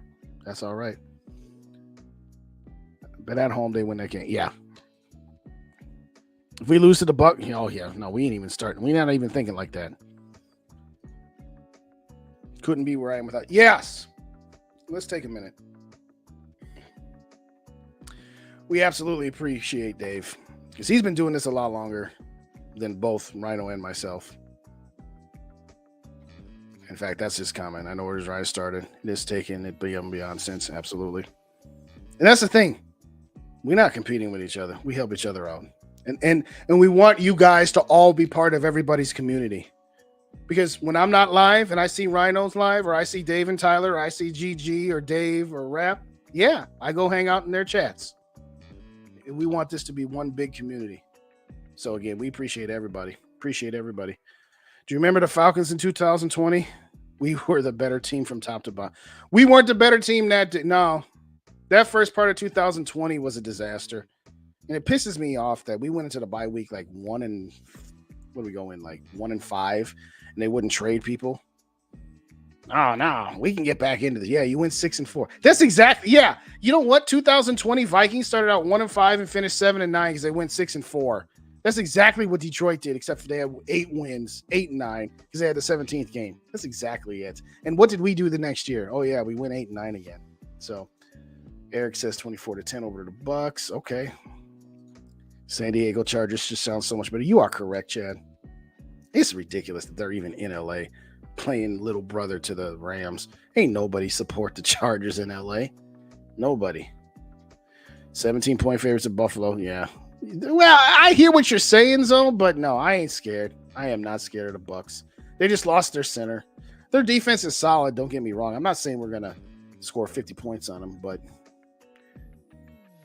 Sarah says we winning Chris Jones. Okay, yes. If Chris Jones is still out when we play the Chiefs, then we got a shot. I'll give you that. I'll definitely give you that. Last year, we never had back-to-back losses. Yep, no, that's true. Love being real. That's me. That's me, Gary. And I know that turns some people off. Like Chad's like Buddhist, man. Okay, all right.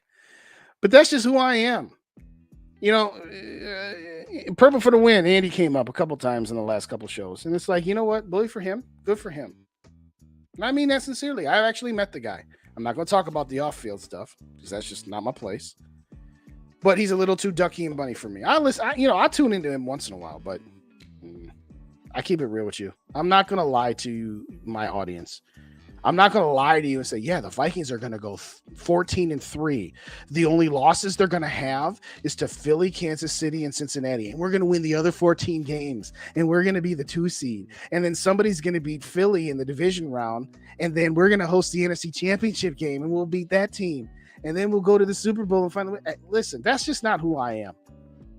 I'm sorry. That's just not who I am. I keep it real with you.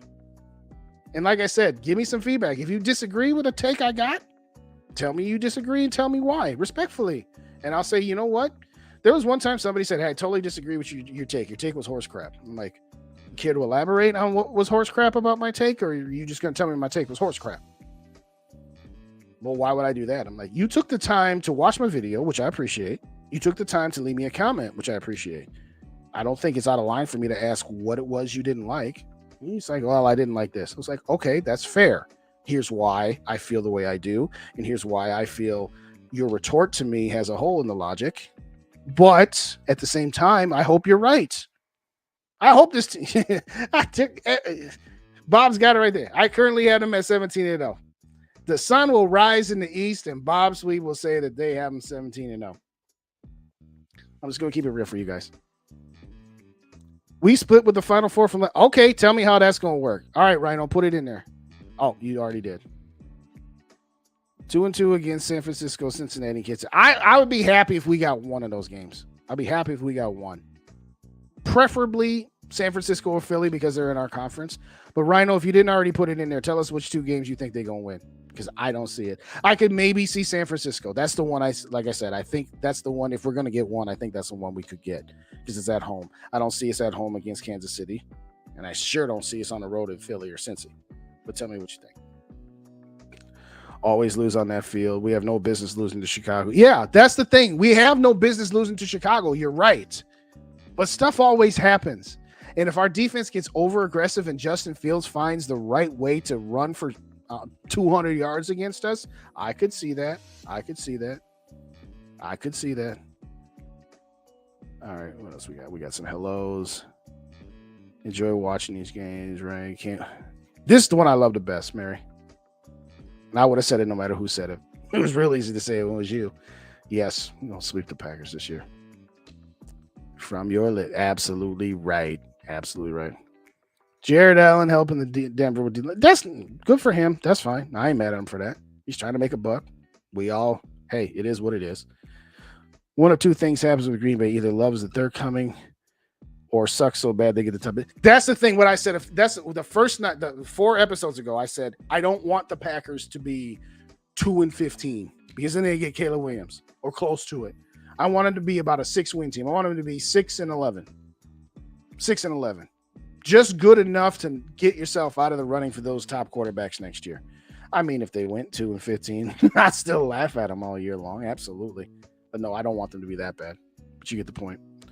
We almost lost to the Saints last year if it wasn't for that Dwayne kick. The Saints got to upgrade a quarterback. Yeah, we got upgrades on our defense just by getting rid of the coordinator. So we'll see. Again, the game's at home. I said if that game was in New Orleans, I'd pick the Saints. But I'll take us at home. All right, Rhino says we're beating Denver and Sean Payton can get his show baseball. Rented a rusty barbed wire. I've said this once or twice. I hate Sean Payton. I hate Drew Brees, but I saved some nails for Brad Childress and Darrell Bevel. After midway through the second quarter, he should have realized these guys are cheating. These guys don't care if they get flagged. And once the refs stop throwing the flags, go to Max Protect for a play or two. Don't leave old-ass 40-year-old Brett Favre on an island by himself to get slaughtered. We got to adjust to it. I'm not saying like adjust your whole game plan, but you got to do some kind of adjustments. Don't leave Brett Favre out there. So I'm going to save a couple of them nails for Chili and company. Peyton is a lost soul. Good one, Bob. Good one. To be clear, we should not lose to Denver. But I'm not the total homer where I'm going to pick us to go 13-4. We're going to lose some games somewhere, and I just think that Denver's a likely spot. It's a Sunday night football game. I mean, Kirk was better last year. He was, but let's just call it for what it is. I hope I'm wrong because I'd love to show up Sean Payton, and I'd love to say, you must now be Mr. Limited to Mr. Unlimited. Unlimited. But anyway. So the Vikings have his 6. No, he doesn't put him on the hot seat because he won 13 games last year. No. If they have a 6-win season, then Kwesi and O'Connell will be say, hey, see, we told you we should have blew this team up, but you wanted us to run it back a couple more times. So no, if he has a 6-win season, he's not on the hot seat. If he has a 6-win season this year, and then in 2024 has a 5 to 7-win season, then he's on the hot seat. But no, he's not on the hot seat if they go 6 wins. There is zero chance the Vikings go 0-6 in the division. Who said that? Oh, yeah. Sarah, I don't even listen I gave those guys like a week and a half. I tried listening to them because, I don't mind listening to other content creators, even if they are our rivals, our division rivals, just to kind of, get a lay of the land. But they're too ridiculous. I can't listen to them anymore. I got on that show once to try to be reasonable, and I was only on with the Lions guy, and he seemed reasonable when he actually had somebody on with him talking to Vikings that knew what the hell he was talking about. But yeah. Those guys sit around in a circle and each other. Oh, the Vikings are. I'm like, dude, you're the Packers, Bears, and Lions. Lions, you got nothing to talk about. Packers, your standard should be higher than talking trash about the Vikings. And Bears, what are you guys at? So yeah, no, I don't listen to those guys anymore, sir. I just can't. I might tune in week 1 just to see what they got going on, but no, I haven't listened to them in a long time. For about a week and a half. It's just too much. It's too much. G-Max says 10 wins easy. All right. I can listen to that. I keep wondering Hunter Moon might run out soon. Well, I'll say this, SKOL Zone. I've said this a few times. On one hand, it was really cool seeing him win 13 games out the gate. But usually a new head coach gets like a 2-year honeymoon period before there's any expectations. When you win 13 games out of the gate in year 1, your honeymoon period is over. Because now you are expected to win at least 10, 11 games every year. So Kevin O'Connell's going to face some adversity. He's going to face more adversity this year than he did last year. And he better be able to bring it, because you're right. If you went 7 wins this year, if you had gone like 7 wins last year and 7 wins this year, it doesn't look so bad. But when you win 13 games your first year, if you were to come back with a 7 or an 8 spot, I don't think he's going to be on the hot seat, but you're right. The honeymoon period gets cut when you win that quick right away. Mary says 12-5. I had us at 11-6. Tried a trading camp. All right. I'll go with Dave on this one. That second time I agreed with Dave.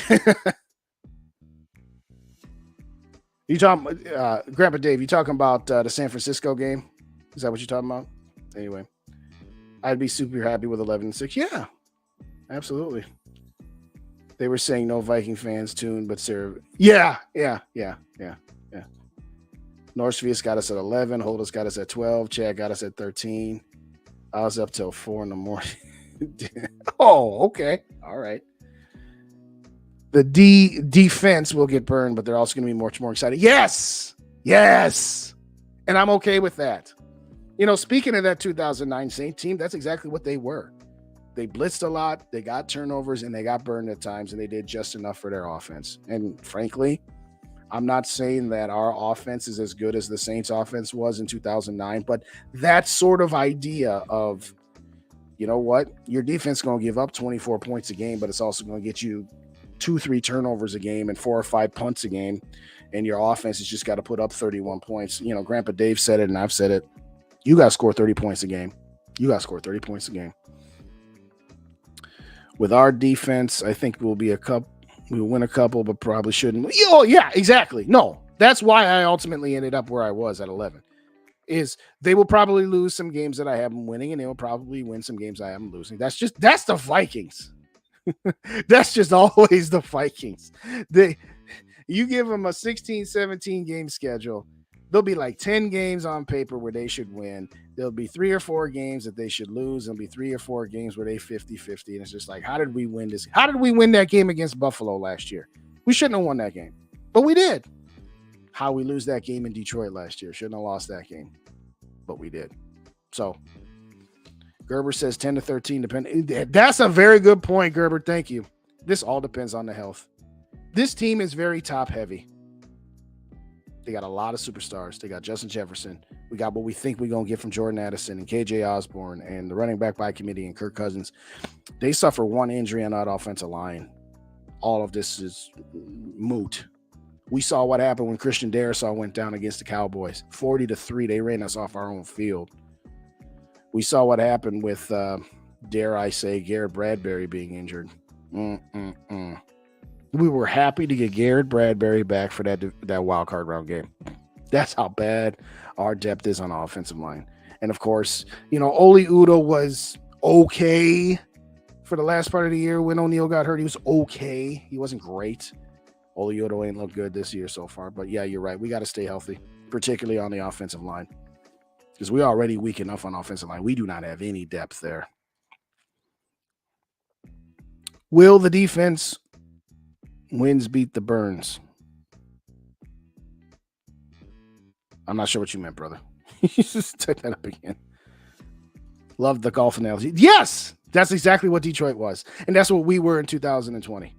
Start off 1-5. It's like a golfer that just, I'm 10 over through 6 holes.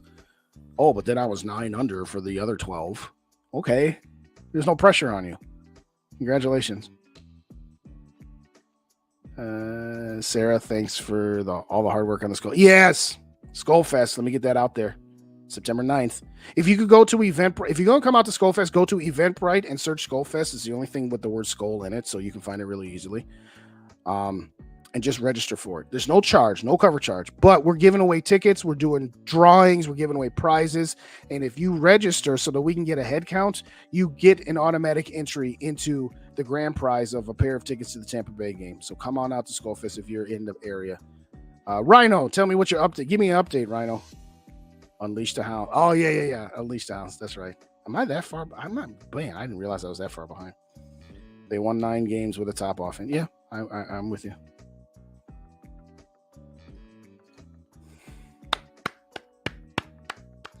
I don't have a soundboard yet, but I would give you 2 claps and a Ric Flair woo for that one, Mary.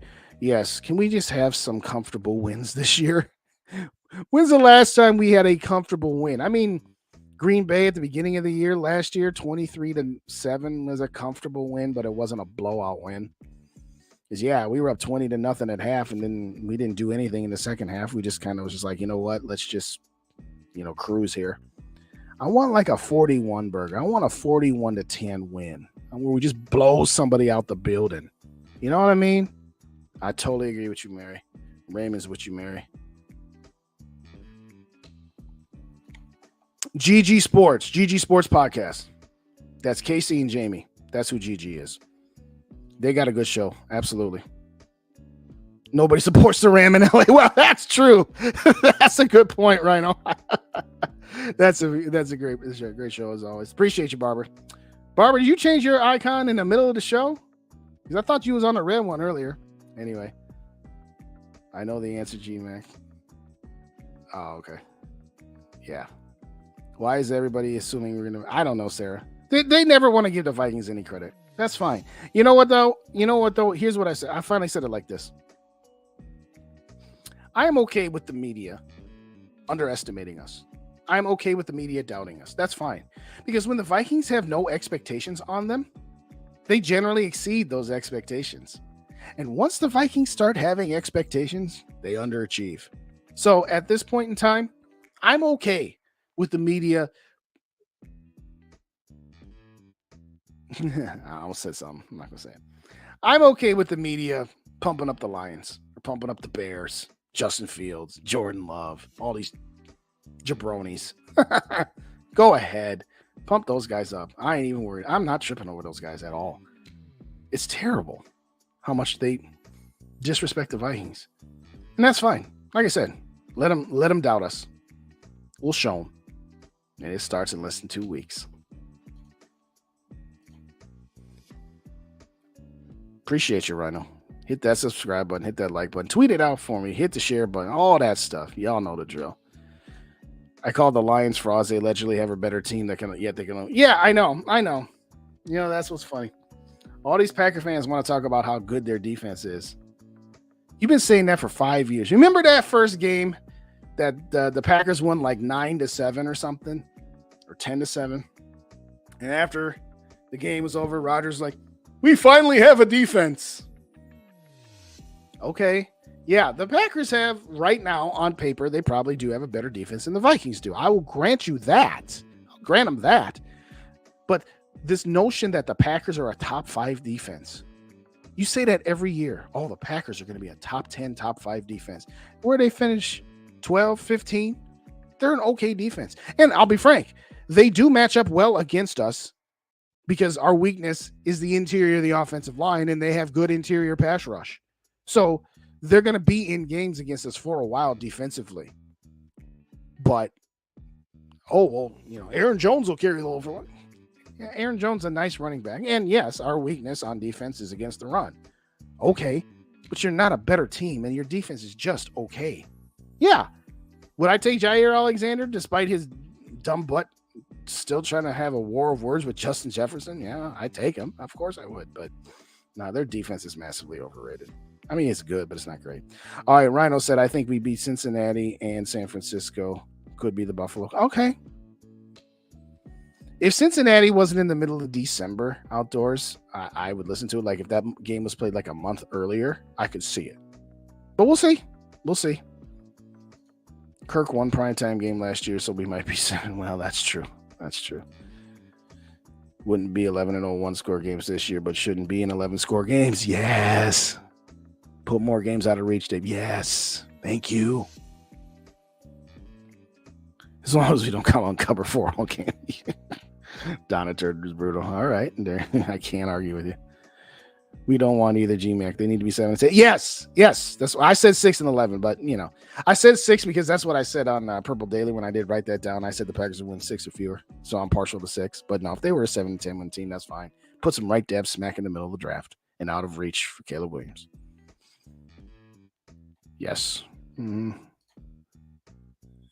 Yeah, that's a good point. Let's get him to 8 and 9. Well, no, 8 and 9 would be close enough to get a wild card spot. So I'll say 6-11, 7-10. But either way, they ain't going to be all that good. They ain't going to be Chili was the smartest man in the stadium. Oh gosh, don't get me started on Chili.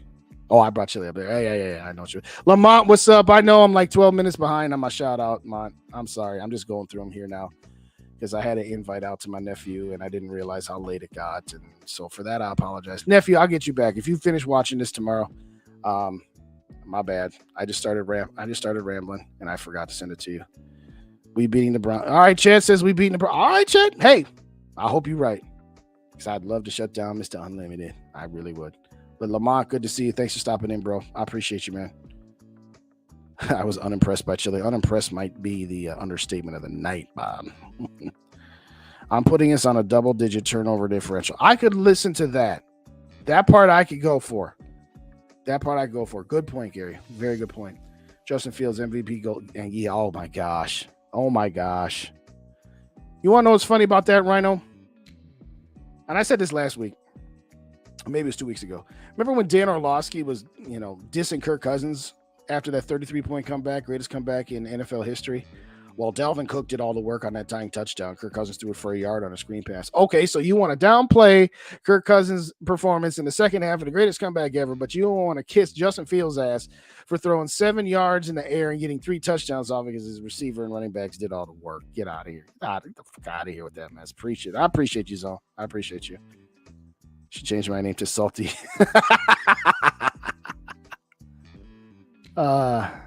Golf will regress or golf will regress? Probably golf. Anyway, reasonable fans know last season 13 was a fluke.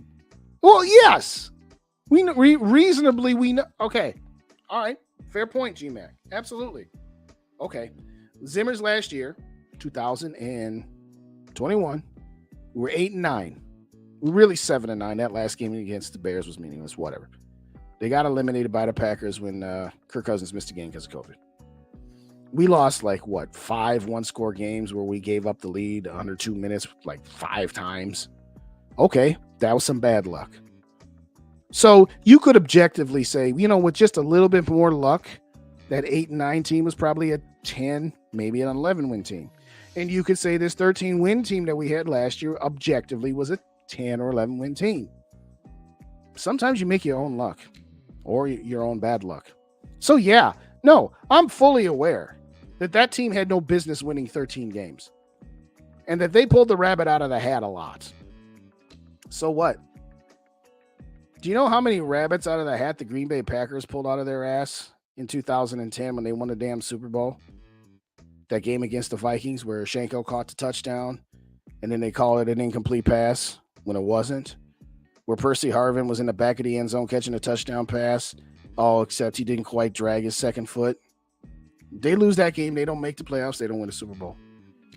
The Giants punting the ball to Philadelphia and letting Deshaun Jackson take that punt back as time ran out.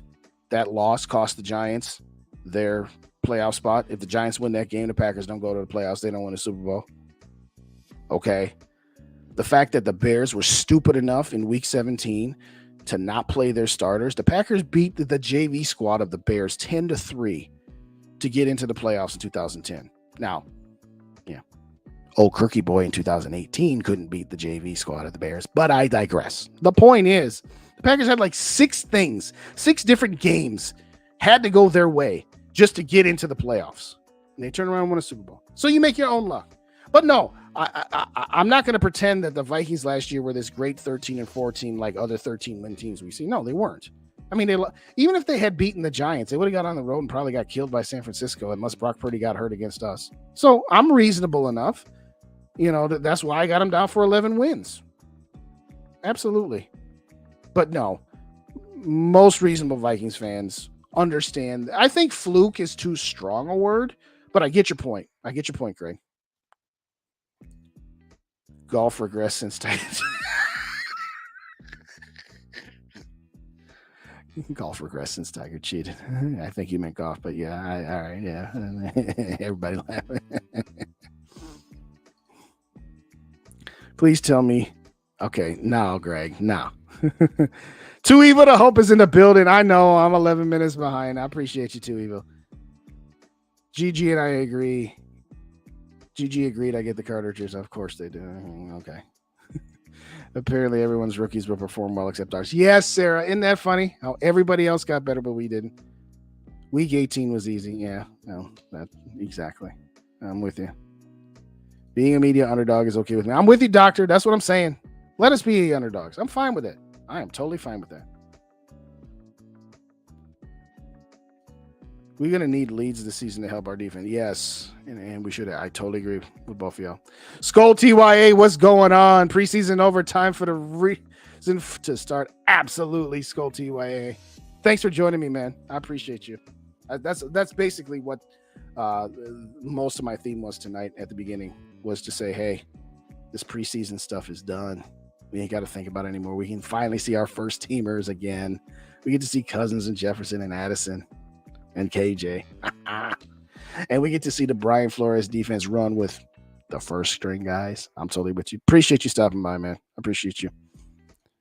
Yes, I just did. Okay, yeah. Okay. Jair, you need to come. Yes.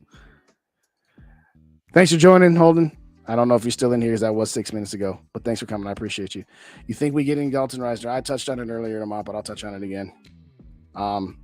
If we get Reisner, I'll be happy, but I'll still be disappointed in it. And for this reason, the Vikings should have signed Dalton Reisner when they had him in the building a couple of weeks ago so that he could get acclimated with his teammates, so that he could learn the playbook, learn the checks, learn Kirk Cousins' cadence, all those sorts of things.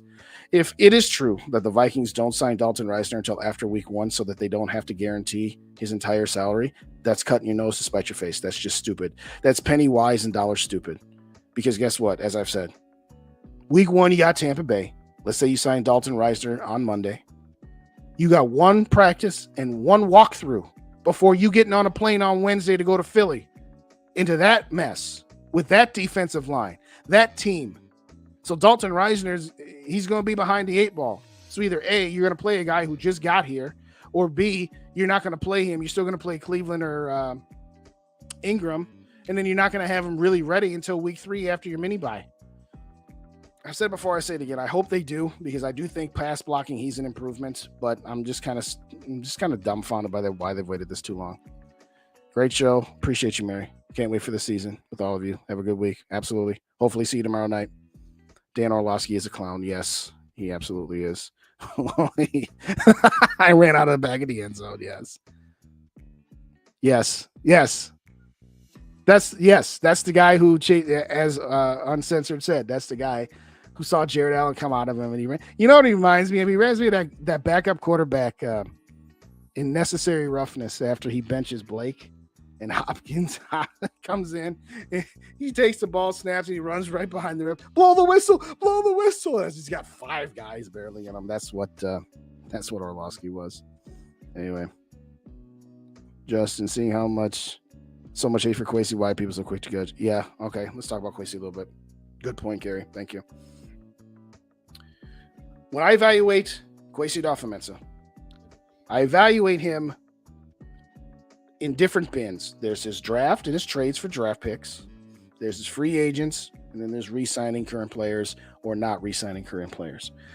I'm not going to defend Kwesi for getting ripped off, trading back from the 12 spot to the 32 for the Lions. He got ripped off on that trade, and I will go to my grave for as long as I got a microphone. I don't care if all those guys become Hall of Famers, which doesn't look good so far, by the way. And I don't care if we win a Super Bowl. He got ripped off in that trade. He left money on the table. He traded his first-round pick and his second-round pick for the Rams' first-round pick, Detroit's second-round pick, and a couple other things. So if you hadn't included your own second, I don't mind that deal. Or if you got in Detroit's first in the following year, I don't mind that deal. He left money on the table. Bad look for Kwesi. But as far as the draft picks, again, they don't look good. Lewis Cine, I know it's a deep safety room, but he don't look like much of anything right now. Andrew Booth Jr., I've talked about it ad nauseum. I'm done with him. Now, again, you got to give him some credit for Ivan Pace. You got to give him some credit for Jordan Addison.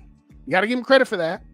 Okay. And as far as free agents go, I know a lot of people are giving him crap for it, but again, Rick Spielman left a mess and he's trying to clean it up.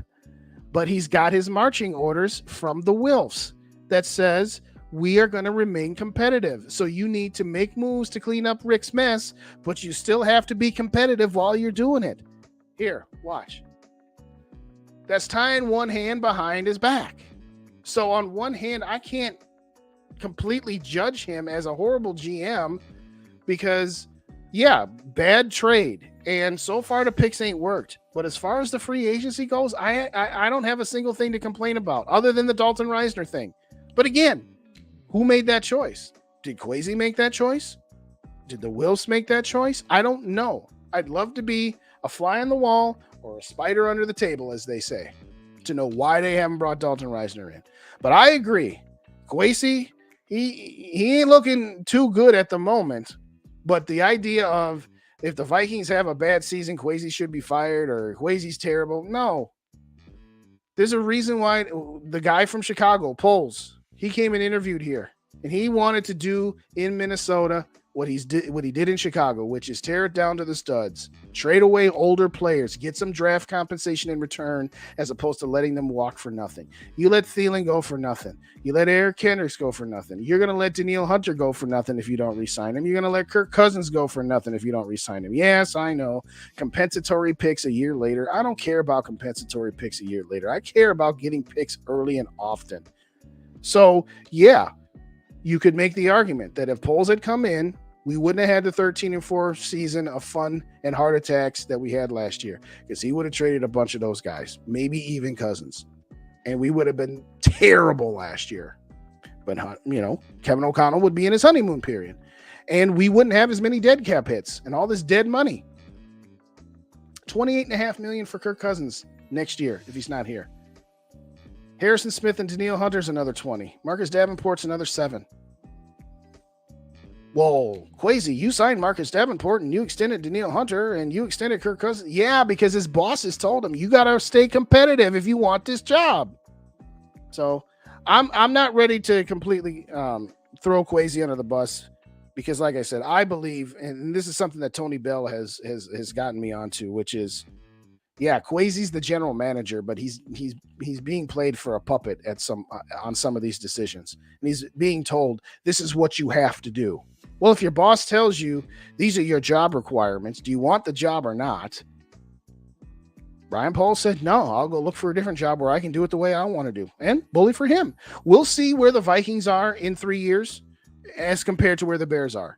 Because you could make the argument that, yes, after this season, the Vikings are going to go into a more of a rebuild than a competitive rebuild, and that the Bears will have a 2-year head start on their rebuilding process. That's a very valid point. It's a point that I made.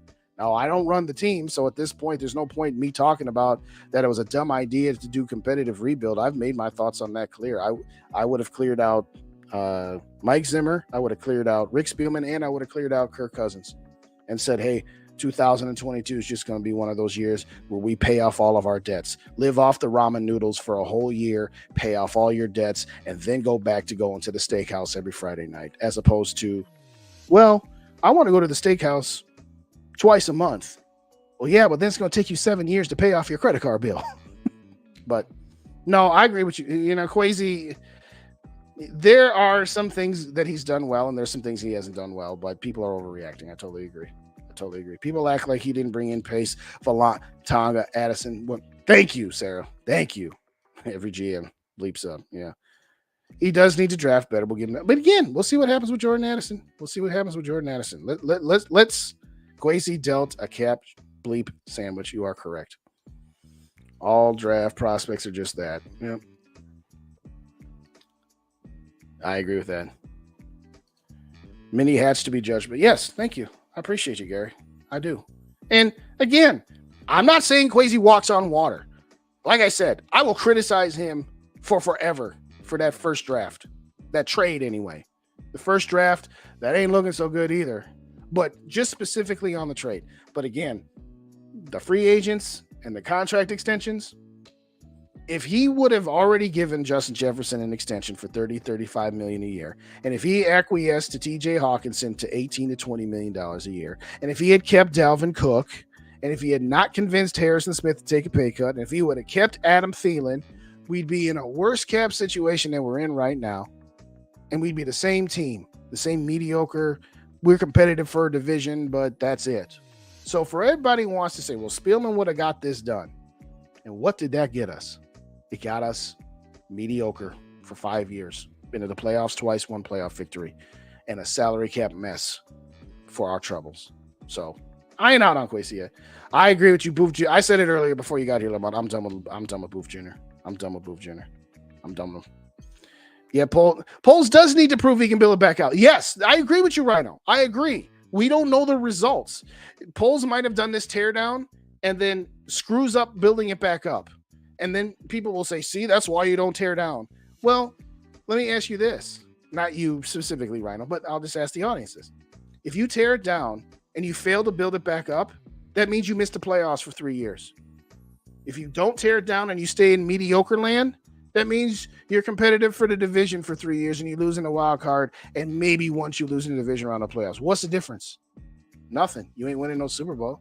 Sometimes when you're in the middle, you got to take a step back in order to take 2 steps forward. You're right. Taking a step back risks being bad for 3, 4, 5 years, but it doesn't guarantee that you're going to be bad for 3 or 4 or 5 years.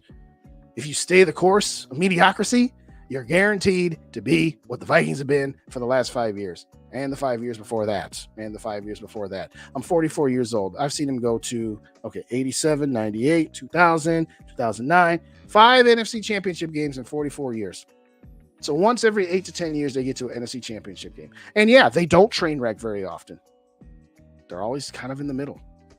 At some point, aren't you kind of bored with that? That's just me. Appreciate you being real and equates to truth. Hey, yeah. Like I said, I keep it real. Some people not going to like what I just said. Oh, Justin, you're too negative. How am I being negative when I'm saying that being in the middle is the worst place to be? I'm not saying I want them to be bad for 5 years, but if you're bad for 2 years, you've got a shot in year 3, 4, and 5 to be great. And you have a shot to stay bad. I'll run that risk as opposed to knowing I'm guaranteed to stay in the middle.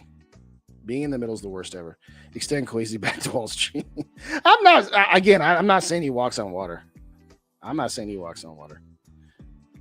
North Field, you don't like Tony? All right, that's fine. Spielman got us exactly bupkissed in 16 years. Yep. Wills are by far the best ownership the Vikings have had, so it's hard to disagree with him, but I'd like to see them in the playoffs this time tear it down. Okay, let me say this about the Wills. Let me be very, very clear. Yes, they are by far the best ownership that the Vikings have had in my lifetime. For 100%. And I said this on my barbershop appearance the other night. I'm not saying the Wills are bad owners. They're not cheap. They spend money. They are not the Pohlads for the Twins. They are not El Cheapo Red McCombs. Absolutely not. I am not saying that. What I am saying is that while they spend a lot of money, they don't always spend the money in the right places. They spent a lot of money on defense because they had Mike Zimmer as their head coach, and Mike Zimmer was a Bill Parcells guy, and they loved the hell out of Bill Parcells because they grew up Giants season ticket holders. And Parcells recommended one of Parcells' guys, so we'll take the Parcells guy and we'll put all our money in defense, and then Kirk Cousins, and then we'll not put any money into an offensive line. So what I'm going to say about the Wills is this: I will never say that they're cheap. Never. If you've never been to TCO Performance Center, where the training camp and where headquarters is and where the Vikings Museum, they spent a lot of money on that. And it's a beautiful facility, as is US Bank Stadium. Now, I know they got subsidized. I'm not going to get into the Patrick Royce, they didn't put in enough money. Whatever. What I am saying is the Wills, the only problem I have with the Wills is their first priority is not winning a Super Bowl. That's their second priority. Their first priority is to not be bad. They desperately want to avoid being bad. So they construct their team and they make their moves that raises the floor. Here's another one I've always said. 6 wins or fewer, 11 wins or more. Those are 2 buckets. And in the middle, you got 7 to 10 wins. They've had 4 seasons where they've won only 6 games or fewer. So 4 out of 18 seasons where you're less than 6 wins, that's not bad. That's a good thing. But they have also only had 4 seasons of 11 wins or more, and they have had 10 seasons in that 7 to 10 range. They want to make sure that they start in the middle. And that's not a bad thing per se, but once you get stuck in the middle, it becomes difficult to progress because you've got all these contracts with all these aging players, and you've got a good, not great quarterback making market value. Well, then you don't have as much money to spend on other areas. And then with what money you did have to spend on other areas, you focus so dang much on the defense. So I'm not saying they're bad owners. They are miles better than Red McCombs. They are miles better than the Gang of 10. They are miles better than the Pohlads with the Twins. I'm not saying it like that. What I am saying is they are content with the status quo. The status quo is what they want because they want the stadium to be full every single week. They are desperately trying. With the year we went 3-13, what was that? 2012? No, 2011. They hated it. They said, we're never letting that happen again. So they make moves to make sure that they're never in that 13-3 bucket. But some of those moves also limits you from becoming. Now, yeah, they went 13-3 last year. That's great. But as is discussed earlier, it was kind of fool's gold. Not saying it was total fraudulence, but it was kind of fool's gold. So all I'm going to say about the Wilfs is they need to understand that doing the same thing over and over again, running it back and staying in the middle, it completely limits your ability to win a Super Bowl. Yes, it keeps you out of being horse bleep. And so that's what I'm saying. Their first priority is to not be bad. Their second priority is to be great. So they make moves that oftentimes ends up in the middle. Well, we didn't end up being great, but we sure didn't end up being bad either. And that's the only thing I would say. If I could sit down with Ziggy and Mark Wilf, I'd say it's okay to take a step back for a year or two. We're Vikings fans. Look at these colors. Look at this screen. Look at the screen right there. Look at it right there. Look at what's behind me. You got this in basements and closets all across this city, all across this state, all across this country, all across this world. We have never seen our team win a Super Bowl. We are the loyalist fan base you are ever going to find. If you're bad for a couple years, we're not going to be like, whatever, we don't care about you. Here, take my tickets back. We still going to show up. We still going to support our team. And you know what? How many people in this chat right now, if I told you right now, in 2024, we were going to be a 3-win team, and in 2025, we're going to be a 5-win team. But come 2026, 2027, and 2028, we're going to go to 3 NFC championship games. We're going to go to 2 Super Bowls, and we're going to win at least one of them. I would think that as a fan base that has seen its team be in the middle, rarely horrible, but rarely great, I would take a trade-off of 2 bad years if it meant getting me a damn Super Bowl. So all I'm going to say, I mean, it's a very good point, TY. I'm not arguing. I'm not disagreeing with you. I'm not disagreeing with you at all, bro. All I'm saying is they are content with their business model because their business model makes them money. And I don't begrudge them that. They're billionaires. What do billionaires want? More billions. So they're going with the business model that's going to make sure they maximize their profits, make sure that they're rarely, if ever, bad. But there's a consequence. They're rarely, if ever, great.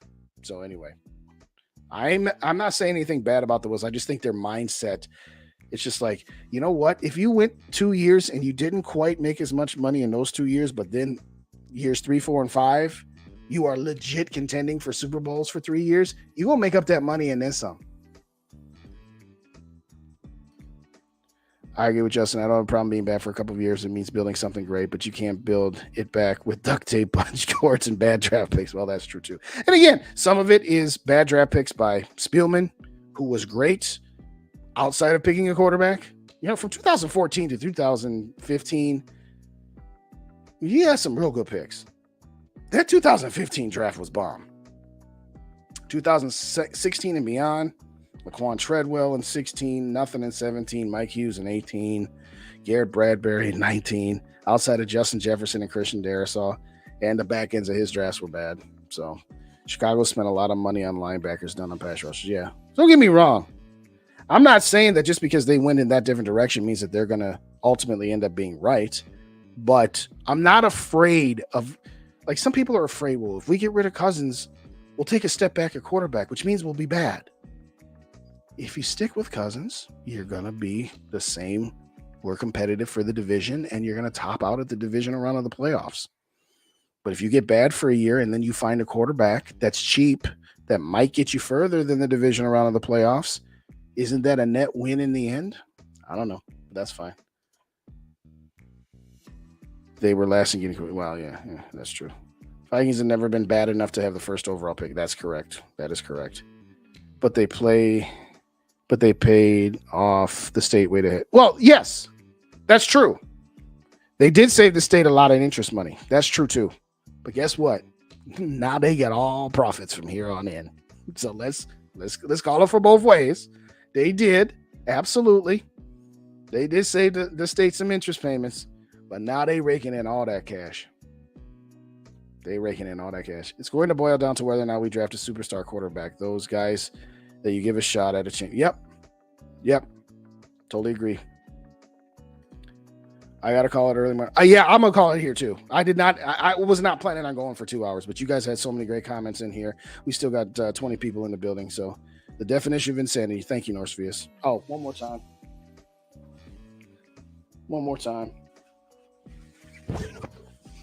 This is my boy Norpheus. I know I'm muting the microphone right now, but that's all right. I know y'all can still hear me. Everybody give a shout out to Norpheus one more time for giving me that beautiful flag.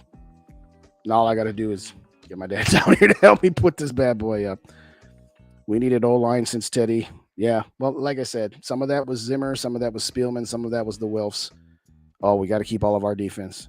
Yes, they're content with being mediocre, Lamont. That's the only problem I have with the Wilfs is they are content with being mediocre. Their fear of being bad is greater than their desire to be great. You can't guarantee that success, but the Wilfs can succeed with their current strategy despite, yes. Yes, Dave. Shout out to Z31. What's going on, Zed? Good to see you. Protect your investment. Yes, you are correct. Hey, shout out, Zed. Thanks for stopping in. I appreciate you, man. I appreciate you. Hey, y'all, hit them like buttons. If you don't already subscribe, hit the subscribe button. And if you don't already subscribe to Dave's over on Vikings First and SKOL, they just 10 away to get to 1,000. So if y'all don't subscribe to Dave and Tyler and Darren, hit them up. And also hit them up on your podcast aggregator, iTunes, Spotify, that sort of thing. Because I appear on their podcast feed. And we got to get some numbers up with there. But Zed, thanks for stopping, man. I appreciate you. Appreciate all of you.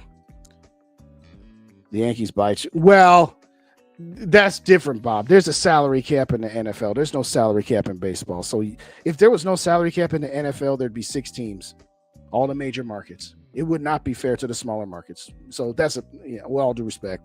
Yeah, we can't compare them to the Yankees. Draft is a crapshoot. Yep. Totally agree.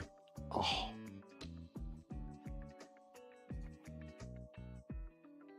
They released my cousin Sheldon Day.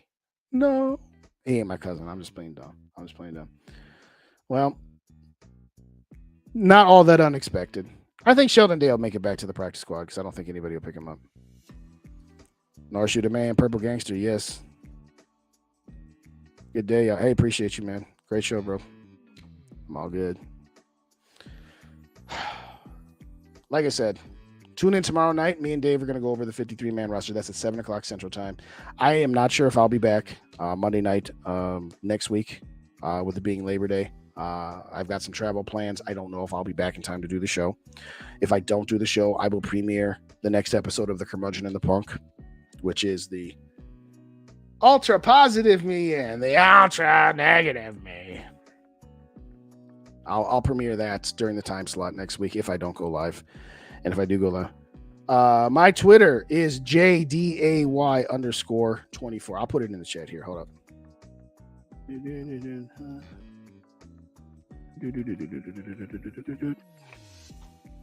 That's my Twitter right there. Last time somebody tried to hit me up on Twitter, follow me first and then I'll follow you back and then you can DM me. Don't try to DM me first because it went into the ether and like 2 days later, it's like, why didn't you email me back? I'm like, I didn't get nothing from you. But in all seriousness, thank you kindly so much for joining me, everybody. Hit the like button, hit the subscribe button, subscribe to all the other channels. Thank you again to Norpheus. Thank you again to all of our active and veteran members of our military, police, fire, EMS, doctors, nurses, surgeons. You all know the bit. Say thank you to a police officer, firefighter, anybody you see out there that keeps us safe. Thank you all so much for joining me. It has been an absolute blast. This is my first off season doing my solo channel. So this is episode 5 of SKOL for Days. And I'm looking forward to this season. All of our questions will be answered. If you're in the Twin Cities area, Saturday night, September 9th, not this Saturday, but the following Saturday, the night before week 1, Northeast Palace in Minneapolis, first ever SKOL Fest. Myself and a cast of thousands, other content creators will be there. We're going to do a show. We're going to give away prizes, grand prize drawings, a pair of tickets to the game.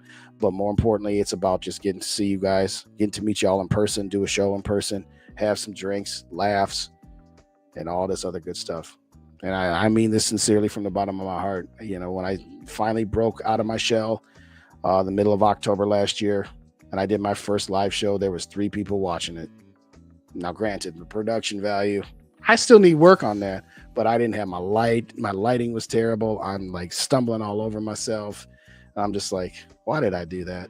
Is anybody ever going to be like, whatever? And, you know, encouragement from Rap and from Dave and from the other Dave and from Rhino and One Bar and Lupagus, all them guys. I just have so much fun hanging out with you all on a Monday night. And like I said, during the season, I don't know if I'm going to start at 8 or I'm going to start at 8:15, depending on what time halftime is for the Monday Night Football game. And I will be appearing on Vikings First and SKOL next. I will be appearing on Vikings First and SKOL next Thursday, 6 p.m. Central Time. Everybody's going to be in the building. We got a super show. All members of Vikings First and SKOL, Tyler, Dave, Darren, and myself, going to do a season preview show on their feed. I'm going to be on select post-game shows, which start at the 2-minute warning on Vikings First and SKOL. And Rap and I are going to be doing post-game shows at 8 o'clock Central on Sundays. So if y'all don't subscribe to me, hit me up. Leave me comments. Leave me feedback. In all seriousness, thank you so kindly for joining me. Great. Appreciate you guys. Put you all up here. Appreciate you, Gary. Appreciate you, Dave. Appreciate you, Greg. Norsefius again. It does warm my heart. It really does. And when my daughter came home and saw that, she's like, "What's that?" I said, "That's a flag. But that's your logo. How'd you do that?" I'm like, one of the people who listens to me religiously said, "Hey, you want me to order you one?" I said, "Yeah, of course. Thank you." I got a picture of her. She modeled it for my parents. And I had to text my parents and be like, "Hey, listen, look at what one of my guys got me."